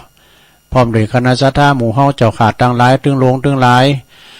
ได้อยู่ดีมีสุขมีความสุขกายสบายใจป่นจากภัยไกลจากเวรตุลุงก็ขออ่างอิงคุณพระศรีรัตนตรัยอันมีคุณพระพุทธเจ้าพระธรรมเจ้าพระสังฆเจ้าจงดลบันดาลมาปกป้องรักษาท่านต่างหลายประสบแต่ความสุขความเจริญคือมีอายุมันยืนยาว126เผ่าวัสสาวันณะนันเล่ามีผิวพรรณวันณะผ่องแผ้วดังพระจันทร์ป้นจากเมฆฝ่าสุขะนั่นก็คือมีความสุขแก่กาทั้งใจแล้วก็กายเนอะนะทั้งใจและกายภาระแล้วภาระก็เขามีภาระกำลังมากมายนะมากมายทั้งหลายไปนอกไปในทั้งไปในไปนอกโดยกำลังอยู่ดีมีใจไปมีโจกมีลาบผ่าแป้ขาเซึกศัตรูหิมาก้าขึ้นเนี่ยหิปันมาหาปั้นได้เงินคำของเครื่องใจไหลมาเทมาว่าดูนั่นจุงจักมีแก่ศรัทธาจูผู้จูคนเตียงแต่ดีลีแดเตออัตมาตุลุงได้แสดงจี้แจงมาก็พอสมควรแก่กาลเวลาเด้อก็ขอสมมุติอยู่ที่ลงปงไหวเพียงเต้าอีเด้อ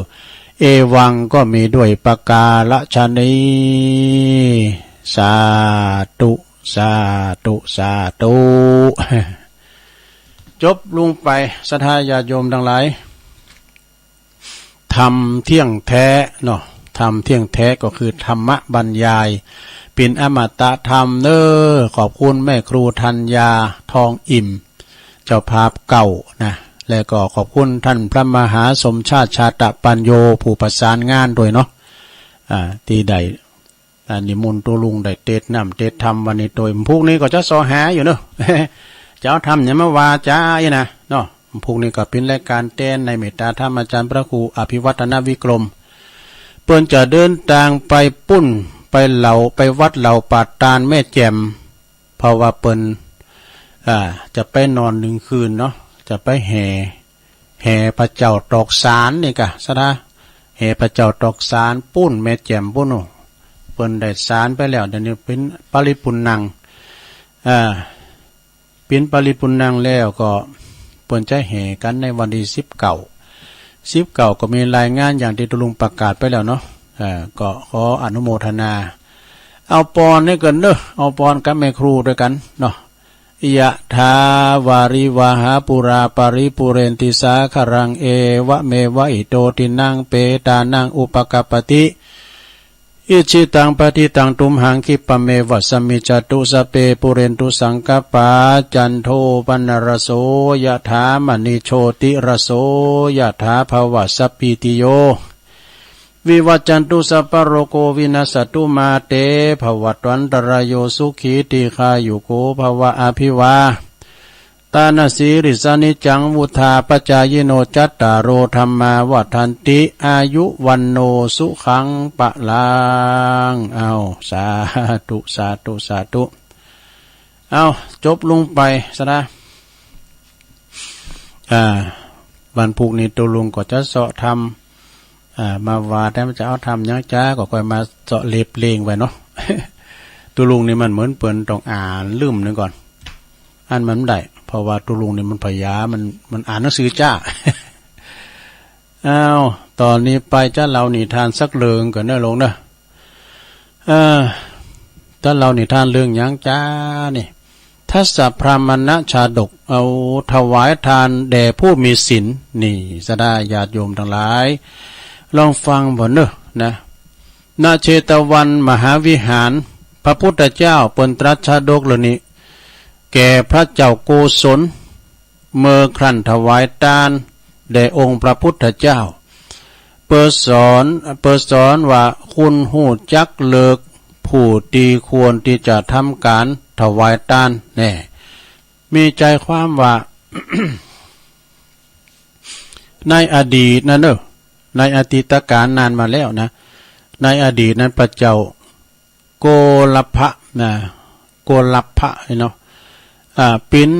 ราชาผู้ครองเมืองนครอินทปัตก็เพิ่นก็ทรงเป็นผู้ที่บำเพ็ญทานจนเป็นตีเลืองลือไปทั่วนะห่มกินห่มทานบำเพ็ญศีลทานภาวนาเป็นตีเลืองลือไปทั่วนะพญาเจ้าเมืองนี่นะแต่คนตีได้รับทานจากพระราชานั้นต่างเป็นผู้ตีทุศีลนี่พระราชาจึงบ่ได้รับความอิ่มเอิบในการทานที่ได้ทำไปนะจึงได้ปรึกษากับวิทู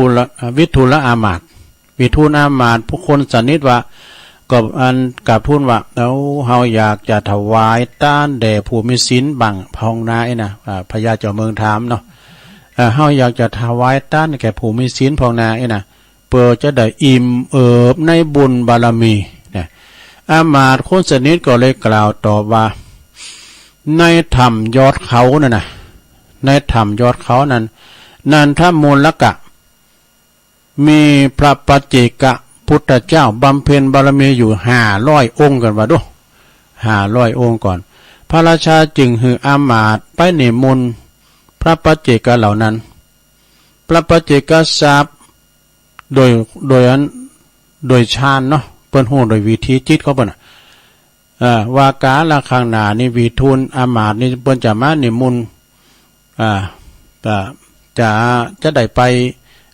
พระพุทธเจ้าพระพุทธเจ้าก็รับนิมนต์ปา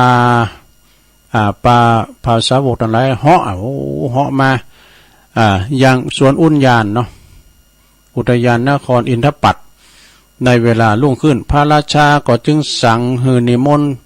อยู่นี่7 วันก่อนเนาะนี่นะนิมนต์อยู่นี่7 วันก่อนเขากำอำใจตอนนั้นมีเขากำแล้วก็นิมนต์ภาษาวกทั้งหลายอยู่นี่7 วันก่อนทำให้เกิดความอิ่มเอิบในการทำบุญถวายทานครั้งนี้หนักๆเลยนะปรากฏว่าพระสงฆ์องค์สังฆเจ้าอรหันตเจ้าทั้งหลายก็ได้รับบิณฑบาตจากพระราชาถึง7 วันนะพระราชาเมื่อได้ใส่บาตรญาติปกแล้วเนาะได้ปลื้มปิติยินดีในบุญวะนะแก่ข้าเพิ่นเรียกว่าอย่างก็ปฏิฆะไอ้กะแต่ผู้ที่เป็นคุณที่เป็นพระผู้ที่มีศีลบ่ได้ทุศีลนะจนได้ว่าพระราชาปลื้มปิติมาได้7 วันก็มีในกาลนั่นแหละก็เลยจบลงไปนะในกาลต่อมาพระราชานั้นก็คือพระอานนท์ในกาลบัดนี่แหละนะส่วนอามาตย์วิทูลนั้นก็คือเราตถาคตนั่นเองพอคิดเรื่องนี้เพิ่นบอกว่าการหือทานนะการจะหือทานแก่ไผต้องดูก่อนว่าผู้นั้นสมควรได้รับหรือไม่จบลงไปซะนะนี่อู่ถึงเรื่องการทานเนาะทานะปาละมีศีลปาละมีการกินการทานกูสิ่งกูอย่างนั้นก็แล้วแต่ไผแต่มันทานกับพระอรหันตา เฮามีใจบริสุทธิ์ผู้ที่รับก็มีใจยินดีบัตุศีลก็ได้บุญเต็มร้อยนะ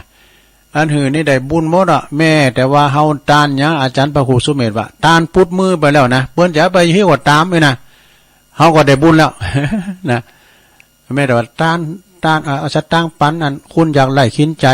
เพิ่นจะไปเอาตั้งปันอันไอ้นักเลงขี้เหล้าเนาะนักเลงสุรานะเอาหือมันไปเฮาหือมันตอนนั้นก็ได้บุญตอนนั้นล่ะแต่ว่าเพิ่นจะไปกินเหล้าหรือเพิ่นจะไปซื้อกล้วยทอดก็ซื้อนั้นก็แล้วแต่เพิ่นเนาะ เฮาก็ได้บุญตอนที่ยืนหือน่ะนะตานปุ๊บมือไปแล้วได้บุญทางนั้นอันนี้อาจารย์พระครูสุเมธเพิ่นว่านะอันนั้นศรัทธาญาติโยมทั้งหลายด้วยทานนะปาละมีบุญจะเกิดขึ้นได้เมื่อเฮาทานเนาะทานบาตรทานเฟื่องทานสลึงทานหยังก็ตามทานก่อนอิฐก่อนบดิ้งกีอย่างว่านานน่ะเนาะเฮาไปเข้ากรรมกันดีสุสานวัดสันขายอมเปิ้นเอานิกีทานเนาะนิกีพระเจ้าพี่ก็เจ้าภาพนิกีพองนิกีก่อนเก่าบาทนะอาจารย์พระครูสุเมธออกหน้าเพิ่นก่อนเลยเอา100 ก้อน ลิ้น100 ก้อนเอาดูเอาลิ้นปั้นเนี่ยเอาซะนั่นเนาะก็เดียวครูบาอาจารย์ทั้งหลายต้วยละดูอาจารย์พระครูกาลยานปาโมดก็ปันบาทอันนั้นก็ปันบาทอันนั้นรุ่นนั้นก็ปันบาทวันตุลุงก็500 เบนน้อยห้อยน้อยนี่เนาะมันจะเจ้าวัดมันเบิ้ลนี่500ก็ให้ก็เนาะก็ตุลุงถึงวาแล้วเนี่ยก็เบิ้ลตานหมื่นตุลุงตานปันก็เบิ้ลตานปันตุลุงตาน100ก็เบิ้ลตาน100เราดูเอาเด้อสาวก็มันอยู่ที่จิตเจตนาเฮาเนี่ยซะได้เนาะเฮาปืมในบุญเฮาทานทุกกะตาเปิ้นเอาสตั้งฟังขึ้นบุญพระศาสตร์ของพระราชาแผ่นดินจุบไว้เนาะขออยู่ที่เจตนาเฮาอย่าโดยบุญโดยกุศลเด้อสถานเด้อทานไปเด้อเนาะทานหนักทานหน่อยทานมันจะทานเอาเผ็ดเอาลิ้นนะโอ้สวยก้อยแก้วมันตุกเลยเฮากันนี่มันนี่รับสังได้เอาไปอันสูงไปจดเลย อันนี้ก็คือว่าโกนน้อยหนาพวกนี้นะแล้วแต่จิตเจตนาเนอะสถานเนอะตุลุงก็ขี้ก็จะจามหัน อันแต่ว่าในต้องขอโทษนะลงเนอะเตียดไปเนี่ยบทรู้สึกอึกไปยังวะมันปีนอย่างนี้เนาะเตียดไปก็หายใจก็วับก็สู่ใจมันตึงตองนี่อันวันนี้นี่มันเป็นอย่างเนี่ยจะได้เนี่ยว่าเนี่ยเป็นแต่ลุ่มจ้ะ วันนี้นี่มันเป็นไรฉะนั้นก็ศรัทธาญาติโยมเนาะโดยทานนะพระละมีทานศีลภาวนาฝังอยู่ในจิตในใจของหมู่เฮาทั้งหลายเปิ้นทานโตทานเปิ้นหักษาศีลโตหักษาน่ะทานไปเปิ้นแปลงวัดสั่งวาดที่ไหนก็ไปทำบุญกับเปิ้นหรือว่าเปิ้นศรัทธาเฮาตั้งใดเปิ้นอยากไล่เข็นใจนะถูกอุทกภัยไฟใหม่เฮินก้าน้ำท่วมน้ำทุน้ำถาก้าเฮาไปหอมเปิ้นก็ได้บุญนะศรัทธานะตาหือกับคุณที่เปิ้นอยากไล่เข็นใจหากินทุกอย่างนี่นะเนาะแถมอย่างนึงก็สำเร็จก็เปิ้นเป็นโรคเป็นคุณไข้ติดต่างติดเต้งโอ้วันนั้นตุลุงไปหงยาเป็นที่เห็นดูซะนะเอ้ยบางคนเนี่ยก็มันหงยานี่เปิ้นนัดมันคุณหลายเนาะ บางคนก็นอนในเปนะก็มาคืนฮอดแต่มาตกเก่าตอนที่มันลุ่มป่วยนะเปิ้นอยู่ไปในกะลังละนอนเปนอนโลพอกาขือกาแปน่ะมันนี่มันเอาเฮาไปไหนเนาะเอามาเดี๋ยวว่าห้องโถงในห้องโถงน่ะเปิ้นรอรับยารอโกดโลกอีกเอามาเฮามาจอดไว้หาเนี่ยบ่รู้ผาเหลืองพวกไหน เขาอู่กันนะคนเฒ่าอู่น่ะโอ้ตุลุงนี่เป็นนักบ่หน่อย ใจอ่อนบ่ต้อง เอาได้ยินอยู่ก็เดียวมื้อนั้นพนักงานนั้นอยู่เข้าไปนั่นน่ะตุลุงการหายใจกับเดียวเด้อก็ลักกักอันนั้นเพิ่นมาเอ็กซเรย์ ก็ภัยมีโรคภัยไข้เจ็บก็ดีที่สุดเด้อสถานเด้อนะอยู่มากันถึงมื้อถึงวันนั่นน่ะกินแปดตันไปกินแปดตันไปอย่างนั้นน้องเบลเปิ้นโทรขอรายการก่อนหน้านี่ว่าโอ้ผมปิกมาแล้วเนอะตุลุง ไปเช็คร่างกายหมอนัดหมอดีกุ้ยย่างโอ้ยินดีกับน้องบิวเด้อเนอะ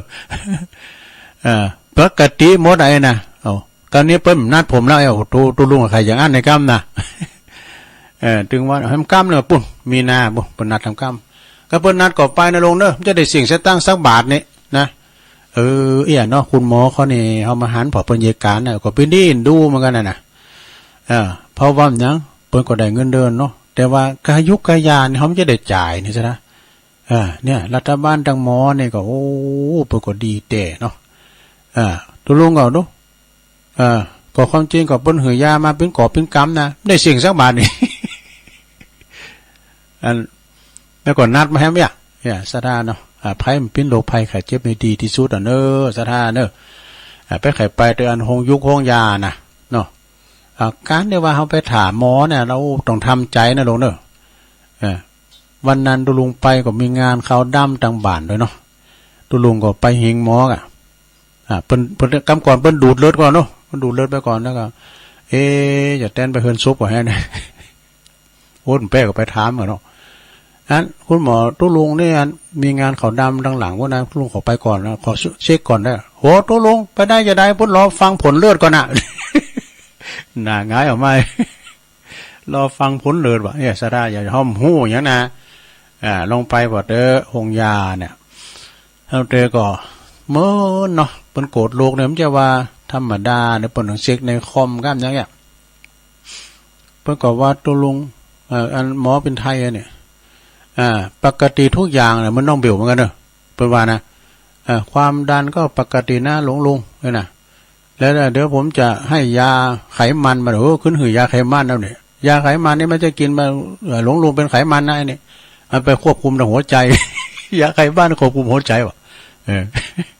เพื่อได้กลัวหัวใจมันดีใจเนาะ ไปก่อมนไปซะนะอย่าโยมนั่นไรเดี๋ยวกันเสกพอปีไอบรรจงกันท่าวงมากำลุนเนี่ยเด้อบุญส่งแถมนี่ขอบคุณที่เพิ่นตักมาตั้งหลายกันเนาะก็ได้มาหือกำลังจิตกำลังใจศรัทธาบุคคลที่เพิ่นมาจัดรายการถ้าว่าเพิ่นฟังกันเพิ่นโทรมาก็ดีใจเหมือนยาปากหนึ่งนะนะอาจารย์พระครูสมเด็จประวัติถ้าเพิ่นโทรมาก็เหมือนยาปากหนึ่งเลยนะฉะนั้นก็เวลาว่าตุลุง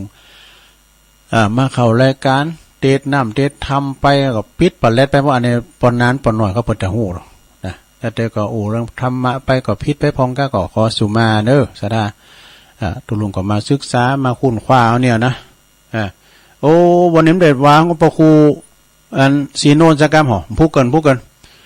ได้ว่าของพระครูสีโนนเราปอบพยาไม่หนีแต่นี่มาเตะทำมันนี่มันมึนเนาะทำเที่ยงแท้นี่นะเอาได้2 ภาคกันนะเนาะ เอาสายแหลกมาเข้ามาลงนะเดี๋ยวตุลุงเราลองหับสายนะเจริญปอนตอนใดจังเรียงจัดการตุลุงโอ้แม่จันเลื่อนใสเจริญปอนแม่จันเอาที่เราเอาตัดคนตาบอดได้บุญเลยก้า ถูกต้องได้กันเนาะมันก็ยิ้มไปเมาตีกันเนาะส่งเสริมมาได้ก้าวหิวก็ส่งเสริมมาได้ส่งเสริมเขาน่ะจ้ะเอาตามคนตาบอดดีกว่าแม่ละแม่เย็นดีเด้อตุลุงขอบคุณแม่จันเจ้าสาธุแม่จันเลื่อนใสเวงตาการเด้อเข้ามาเป็นสายแหลกในช่วงที่2เจริญปอนกับนายสาเจ้าตุลุงใครว่ามันมีใครฟังอีมีฟังอยู่เนาะแต่ว่าจีปีใหม่นะตุลุงเหมือนกันเด้อปนซุ่มฟังตุลุงสวัสดีปีใหม่วันไหนตนได้ออกถึงได้ปนแน่ฮัลโหลนั่นแหละถวายเป็นกำลังใจเป็นยาปากหนึ่งเด้อแม่อยู่บ้านไหนก่อนอยู่ไหนอยู่แม่บุญพินนะเจ้าแม่บุญพินก็ฟังทว่าไปก่อนฟังก็เพื่อนหูรู้เวลาอันใดจะออกสาธุทำโคตรแม่บุญพินเด้อขอบคุณแม่เด้อเปิ้นก็ฟังอยู่ซุ่มฟังอยู่นะแม่ริมเจริญปอน เจ้าไหว้สาเจ้าอยู่ตั้งได้ไหมไม่ได้วันเจ้าอ๋อไปประจ้ามาวันนี้พิเคราะห์งานเนาะเจ้าทุกประจ้าหน่วยตาลุงเมืองปะตะเปิ้นมาก้าเปิ้นมาวันใหม่กันว่าก้ากันมาก็เปิดบ้านอยู่เดี๋ยวไปบ้านหายนะกันมาป้าก็บอกว่าตู้ลุงประท้วงหายว่าไหนกันเจ้าที่ไปทางบ้านลุงเมืองฮะไปโรงพยาบาลไม่อายนะเจ้าอ๋อเปิดบ้านอยู่นะลุงเมืองอ่ะก็มีหันเนาะมีหันด้วยนะเนาะบุจะโทรไปก่อนขอบคุณแม่มาริวันเนอเจ้าไหว้ศาลเจ้า0899555650เอาเจริญปอนเจ้าไม่สัตว์เจ้าท่านนั้นต่างฟังอยู่เนี่ยแม่จันสีอ่ะแม่จันสีสุขาเนาะฟังอยู่ชัดเจนดีเนอะเจ้าโอ้เจ๋งหัวรินยินดีแม่นักๆเด้อแม่จันสีสาธุเมืองฟางมาแห้งเนอะหลายสายละไม่อายก็มาตังปูนเหรอแม่จันสมเหรอมันนี่จักฟังอยู่พดไปตังสายตังเวงน้องหล่องก้าเนี่ยแม่เพนเขาเตี้ยเขาพดไปตังปุ่นไปตังแม่ใจตังนำหลัดแม่ใจเขาพดไปตังคงเป้าเนี่ยเหรอปอถันนัดเขาแล้วหรือว่าแม่เลี้ยวเขาแม่เกี่ยวเขาฟังกันอยู่แม่ละอ่อนเขาเจริญปอนโอ้มใจเด้อ0899556506ตุลุงถึงว่ามันถึงแผ่วปลายนะสายที่2ช่วงที่2นะจะแผ่วปลายหน่อยเด้อบื้อก็โทรหาท่านอาจารย์เน้นหลักเด้อเจริญปอนอาจารย์ครับหลวงพ่อกฤษหลวงพ่อกฤษรอบ2ครับผมไปไม่เจอครับฮะผมนัดหมอไม่เจอหมอเลยไม่เจอโรคอะไรโอ้อนุโมทนาเลยนะผมอาจารย์เปรี้ยวบอกกินเนี่ยน้ำเที่ยวเขาว่าไปไม่เป็นโรคอะไรเลยฉันไปที่ยังไม่เจอหมอน้องเบลว่าเขาสบายแล้วเขาไม่มีโรคอะไรแล้วหมอไม่นัดแล้วดีฉันไม่เจอหมอไงฉันไปหมอนัดไม่เจอหมอก็เลยไม่เจออะไรโรคก็ไม่เจอด้วยน้องเบลไปไม่เจอหมอเลยครับสาธุโอ้ตัวลุงนี่ไปเนี่ยมันจะฮือมั้ยนะตัวลุงไปนะรู้หมอว่ามีหันหยังนะตัวมันนึง3หายนะหยังหมอโรคตัวลุงมันเหมือนเปิ้นโรคหยังโรคสับจางว่ะเจริญปอนอาจารย์เจ้ามากระจายแล้วตัวลุงแม่ทองนะฟังอยู่เด้อแม่ทองเนาะเจ้าแม่ทองสันป่าแดงโอ้วัดหนองแห่เป็นอย่างก็เป็นยกจอบแปะมาเนาะมันเกิดตัวอันนี้เปิ้นจะยกจอฝ่าเด้อวันที่21เนี่ยนะวัดมงคลวารีน้องหายก่อนก็เคยไปวัดขนาดไปตัวอุ้ยก่อนนะตัวปีบุญกรรมนั่นเปก็คนดังบุญดูไม่อายฟังว่ะดูเปิ้นมาเป็นตุโลเนี่ยเปิ้นมาอุปถากรักษาครูบาครูบาฮกเปิ้นมาพุทโธสุมาเด้อพอกขี่ตกเยี่ยวเปิ้นแต่ให้ออกครูบาบุญกรรมนะมารักษาครูบาดูปอนข้าวปอนน้ำมาจัดการเด้อทูเด้อยินดีแม่ทองเด้อเจ้าน้องเบลว่าจะได้ไหว้ศาสตร์ตุลุงครับผมวันนี้ก็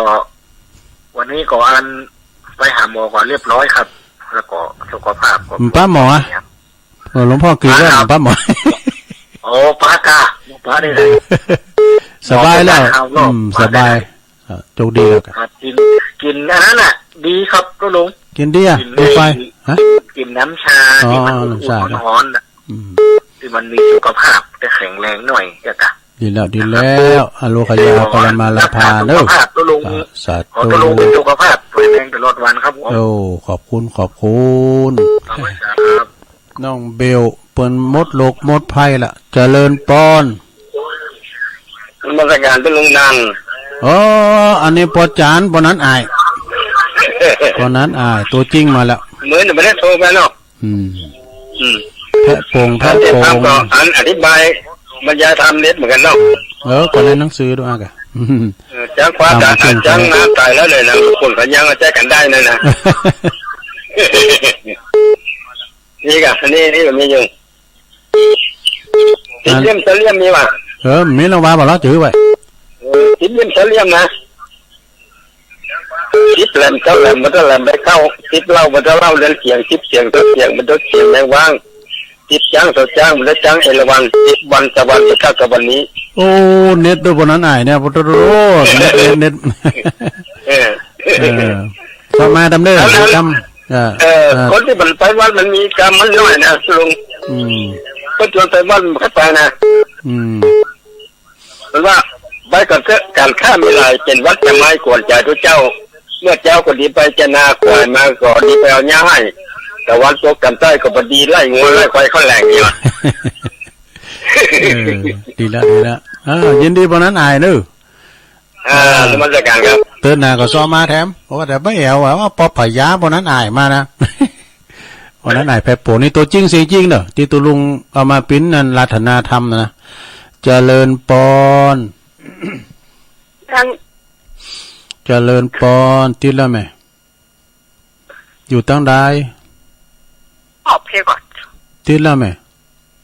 น้องขอบโอ้เป็นน้องคอป่ะแม่ยัง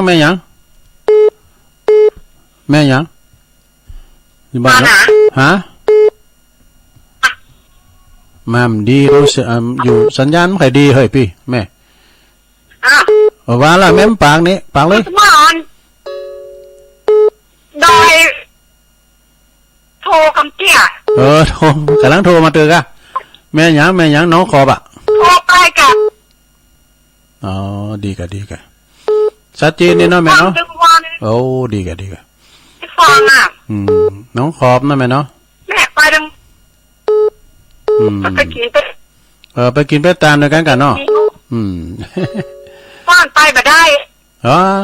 แป๊บไหนแม่อยู่น้องขอบยังดีกะน้องขอบกับบั่นน้องวีนะกะเนาะยินดีแม่เนอะก็รักษาสุขภาพนะแม่เนอะพี่น้องขอบเจริญปอนมาสักการจ้าโอ้มาแล้วเจ้าพาพิงไปได้แม่จันสมฟังอยู่ฟังจะได้มานี่จับแกนตัวแยกอะหาว่าแห้งว่าแห้งแหละที่แทบเป็นกันแหละมีอยู่นะเนาะสายซ่อนก็กับสายซ่อนแบบเนี้ยวันนี้ไปงานบุญดังได้แม่จันสมวันนี้ได้ไปงานบุญไหนวันเนี้ยผิวหอผิวมานะกับไปจบอ๋อดีกะมีอยู่บ้านกันเอาที่จิ๊กจ๊อกทำไมบ้านเนี่ยต่อดีละคิดอาสาลูกอากะดูต่างกันยินดีเนอะสวัสดิการนะเจ้าสว่างก็ไปเอาแม่แดมกำเนเก่าวัน10 วันเจริญปอนให้สาเจ้าทะลุแม่อยู่ตั้งใดอันนี้แม่พรน้ำดิบเนอะโอ้แม่พรน้ำดิบน้อยไม่ได้โทรหาลุงหลายวันอันยังฟังลุงอยู่เนอะฟังตลอดอย่ามากำฮอดอย่ามาเขากำพินิจหนุ่มโมนได้คุณหลายได้โอ้โมนได้คนเลี้ยไปแล้วง่อมกะมันดึงงอมอ่ะโอ้เปิ้นปิ้นกันในพี่น้องน้ำดิบน้อยเนี่ยนะตึงจริงตึงใจโอ้ยหมดอกหมดใจเปิ้นปิ้นกันดีแต่อยู่กันหันวันคำบุดนั่นน่ะต้มมันโมนมันอย่างเราได้ไปนี่ฮะได้ไปทำบุญนั่นน่ะมันใจดีอ่ะกะบึ้งก็ไปปัดตัวบีเอ็มมาเนอะตัวบีเอ็มแต่ไปเขากำบนอ่ะปุ่นน้องสมณะไปใส่วันบ่ยินดีแม่พรเด้อจ้าเพื่อกำลังใจทุกคนเด้อขอแสดงความยินดีกับอันปเล่งท้าเด้อเนอะเป็นวาย่างไอ้มาแล้วอ่ะโง่ขายมาแล้วตัวอยู่กับบ้านกับจ้องเนอะปเล่งท้าเนอะน่ะเป็นคุณดีของลูกของเต่าวันนั้นเพิ่นก็โทรมาเนาะปเล่งท้ากันทากูเตือนเนี่ยมันได้อยู่หออยู่เฮ้อน่ะเฝ้าโง่อยู่ว่าพวกห่วยน้ำเนี่ยห่วยฮักไม้เดี๋ยวนี้อยู่หออยู่เฮ้อน่ะขอบคุณปเล่งท้าเด้อได้ยังก็ดีแล้วนะยังไอ้แล้วก็ปเล่งซับด้วยเนี่ยปเล่งซับปเล่งปเสียวไส้เขาปเสียวซับปเสียวไส้เขาเนาะพี่น้องปิ้นเสียวเดียวเสียวก้อกันเคยเลี้ยงโง่เลี้ยงควายด้วยกัน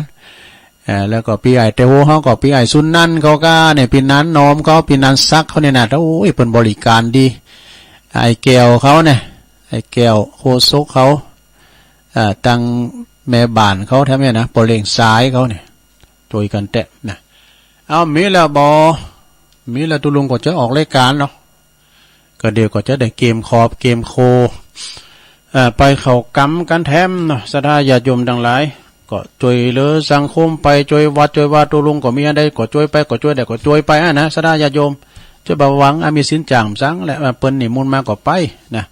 ก็ไปมาก็ตั้งนี้ก็ล้ำได้นะหลวงพ่ออยู่ก็ตรงปีกมาเฝ้าวัดว่าก็เฝ้าวัดว่าก็หลวงพ่อผู้ก็หลวงพ่อก็ไปหมอนัดแล้วเนี่ย สีผัดพุ่นน่ะตุลุงจะมีต้องหลงปีกมาเฝ้าวัดด้วยนะ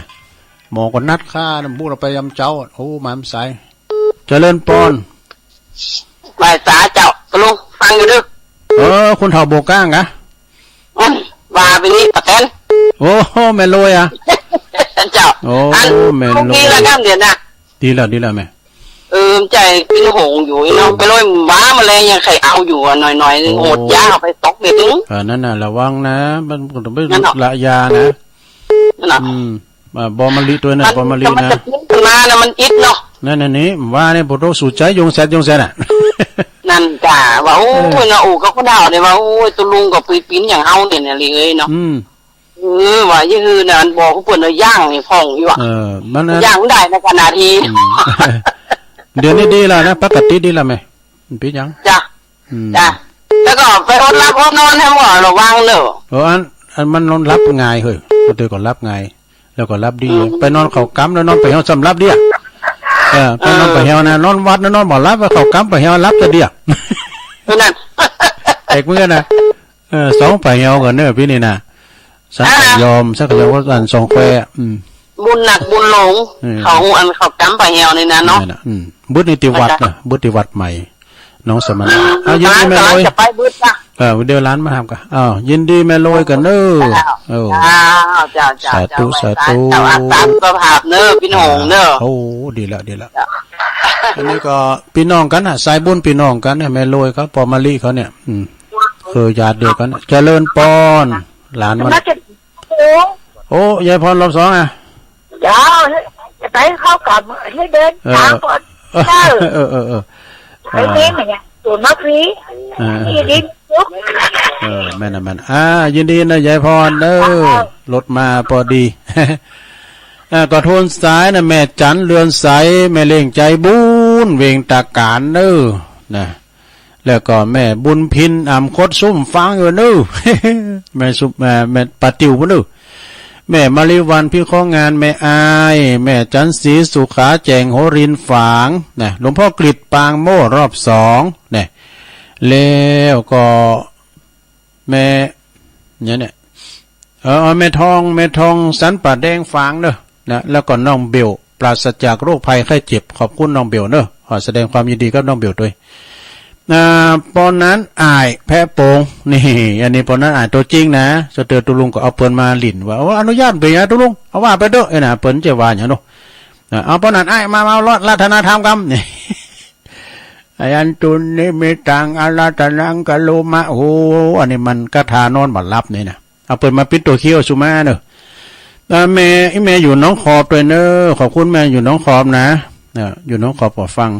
แม่จันสมณีจากหลังกาดแม่สาวนี่แม่พอนำดิบน้อยแม่รวยแม่รวยป่าต้านเมืองจีสายเคยญาติพี่น้องเดียวกันแล้วก็ยายพรรอบสองมี19สายก็เหลือ18เพราะว่ามา2ร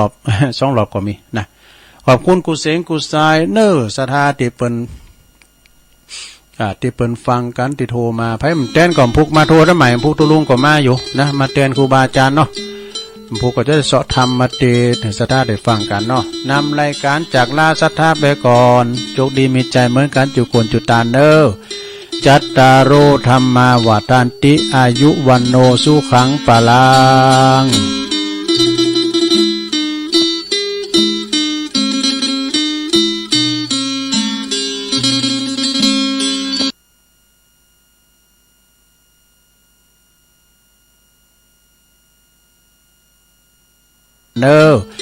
จัตตารโอธรรมาวาทันติอายุวันโนสุขังปลัง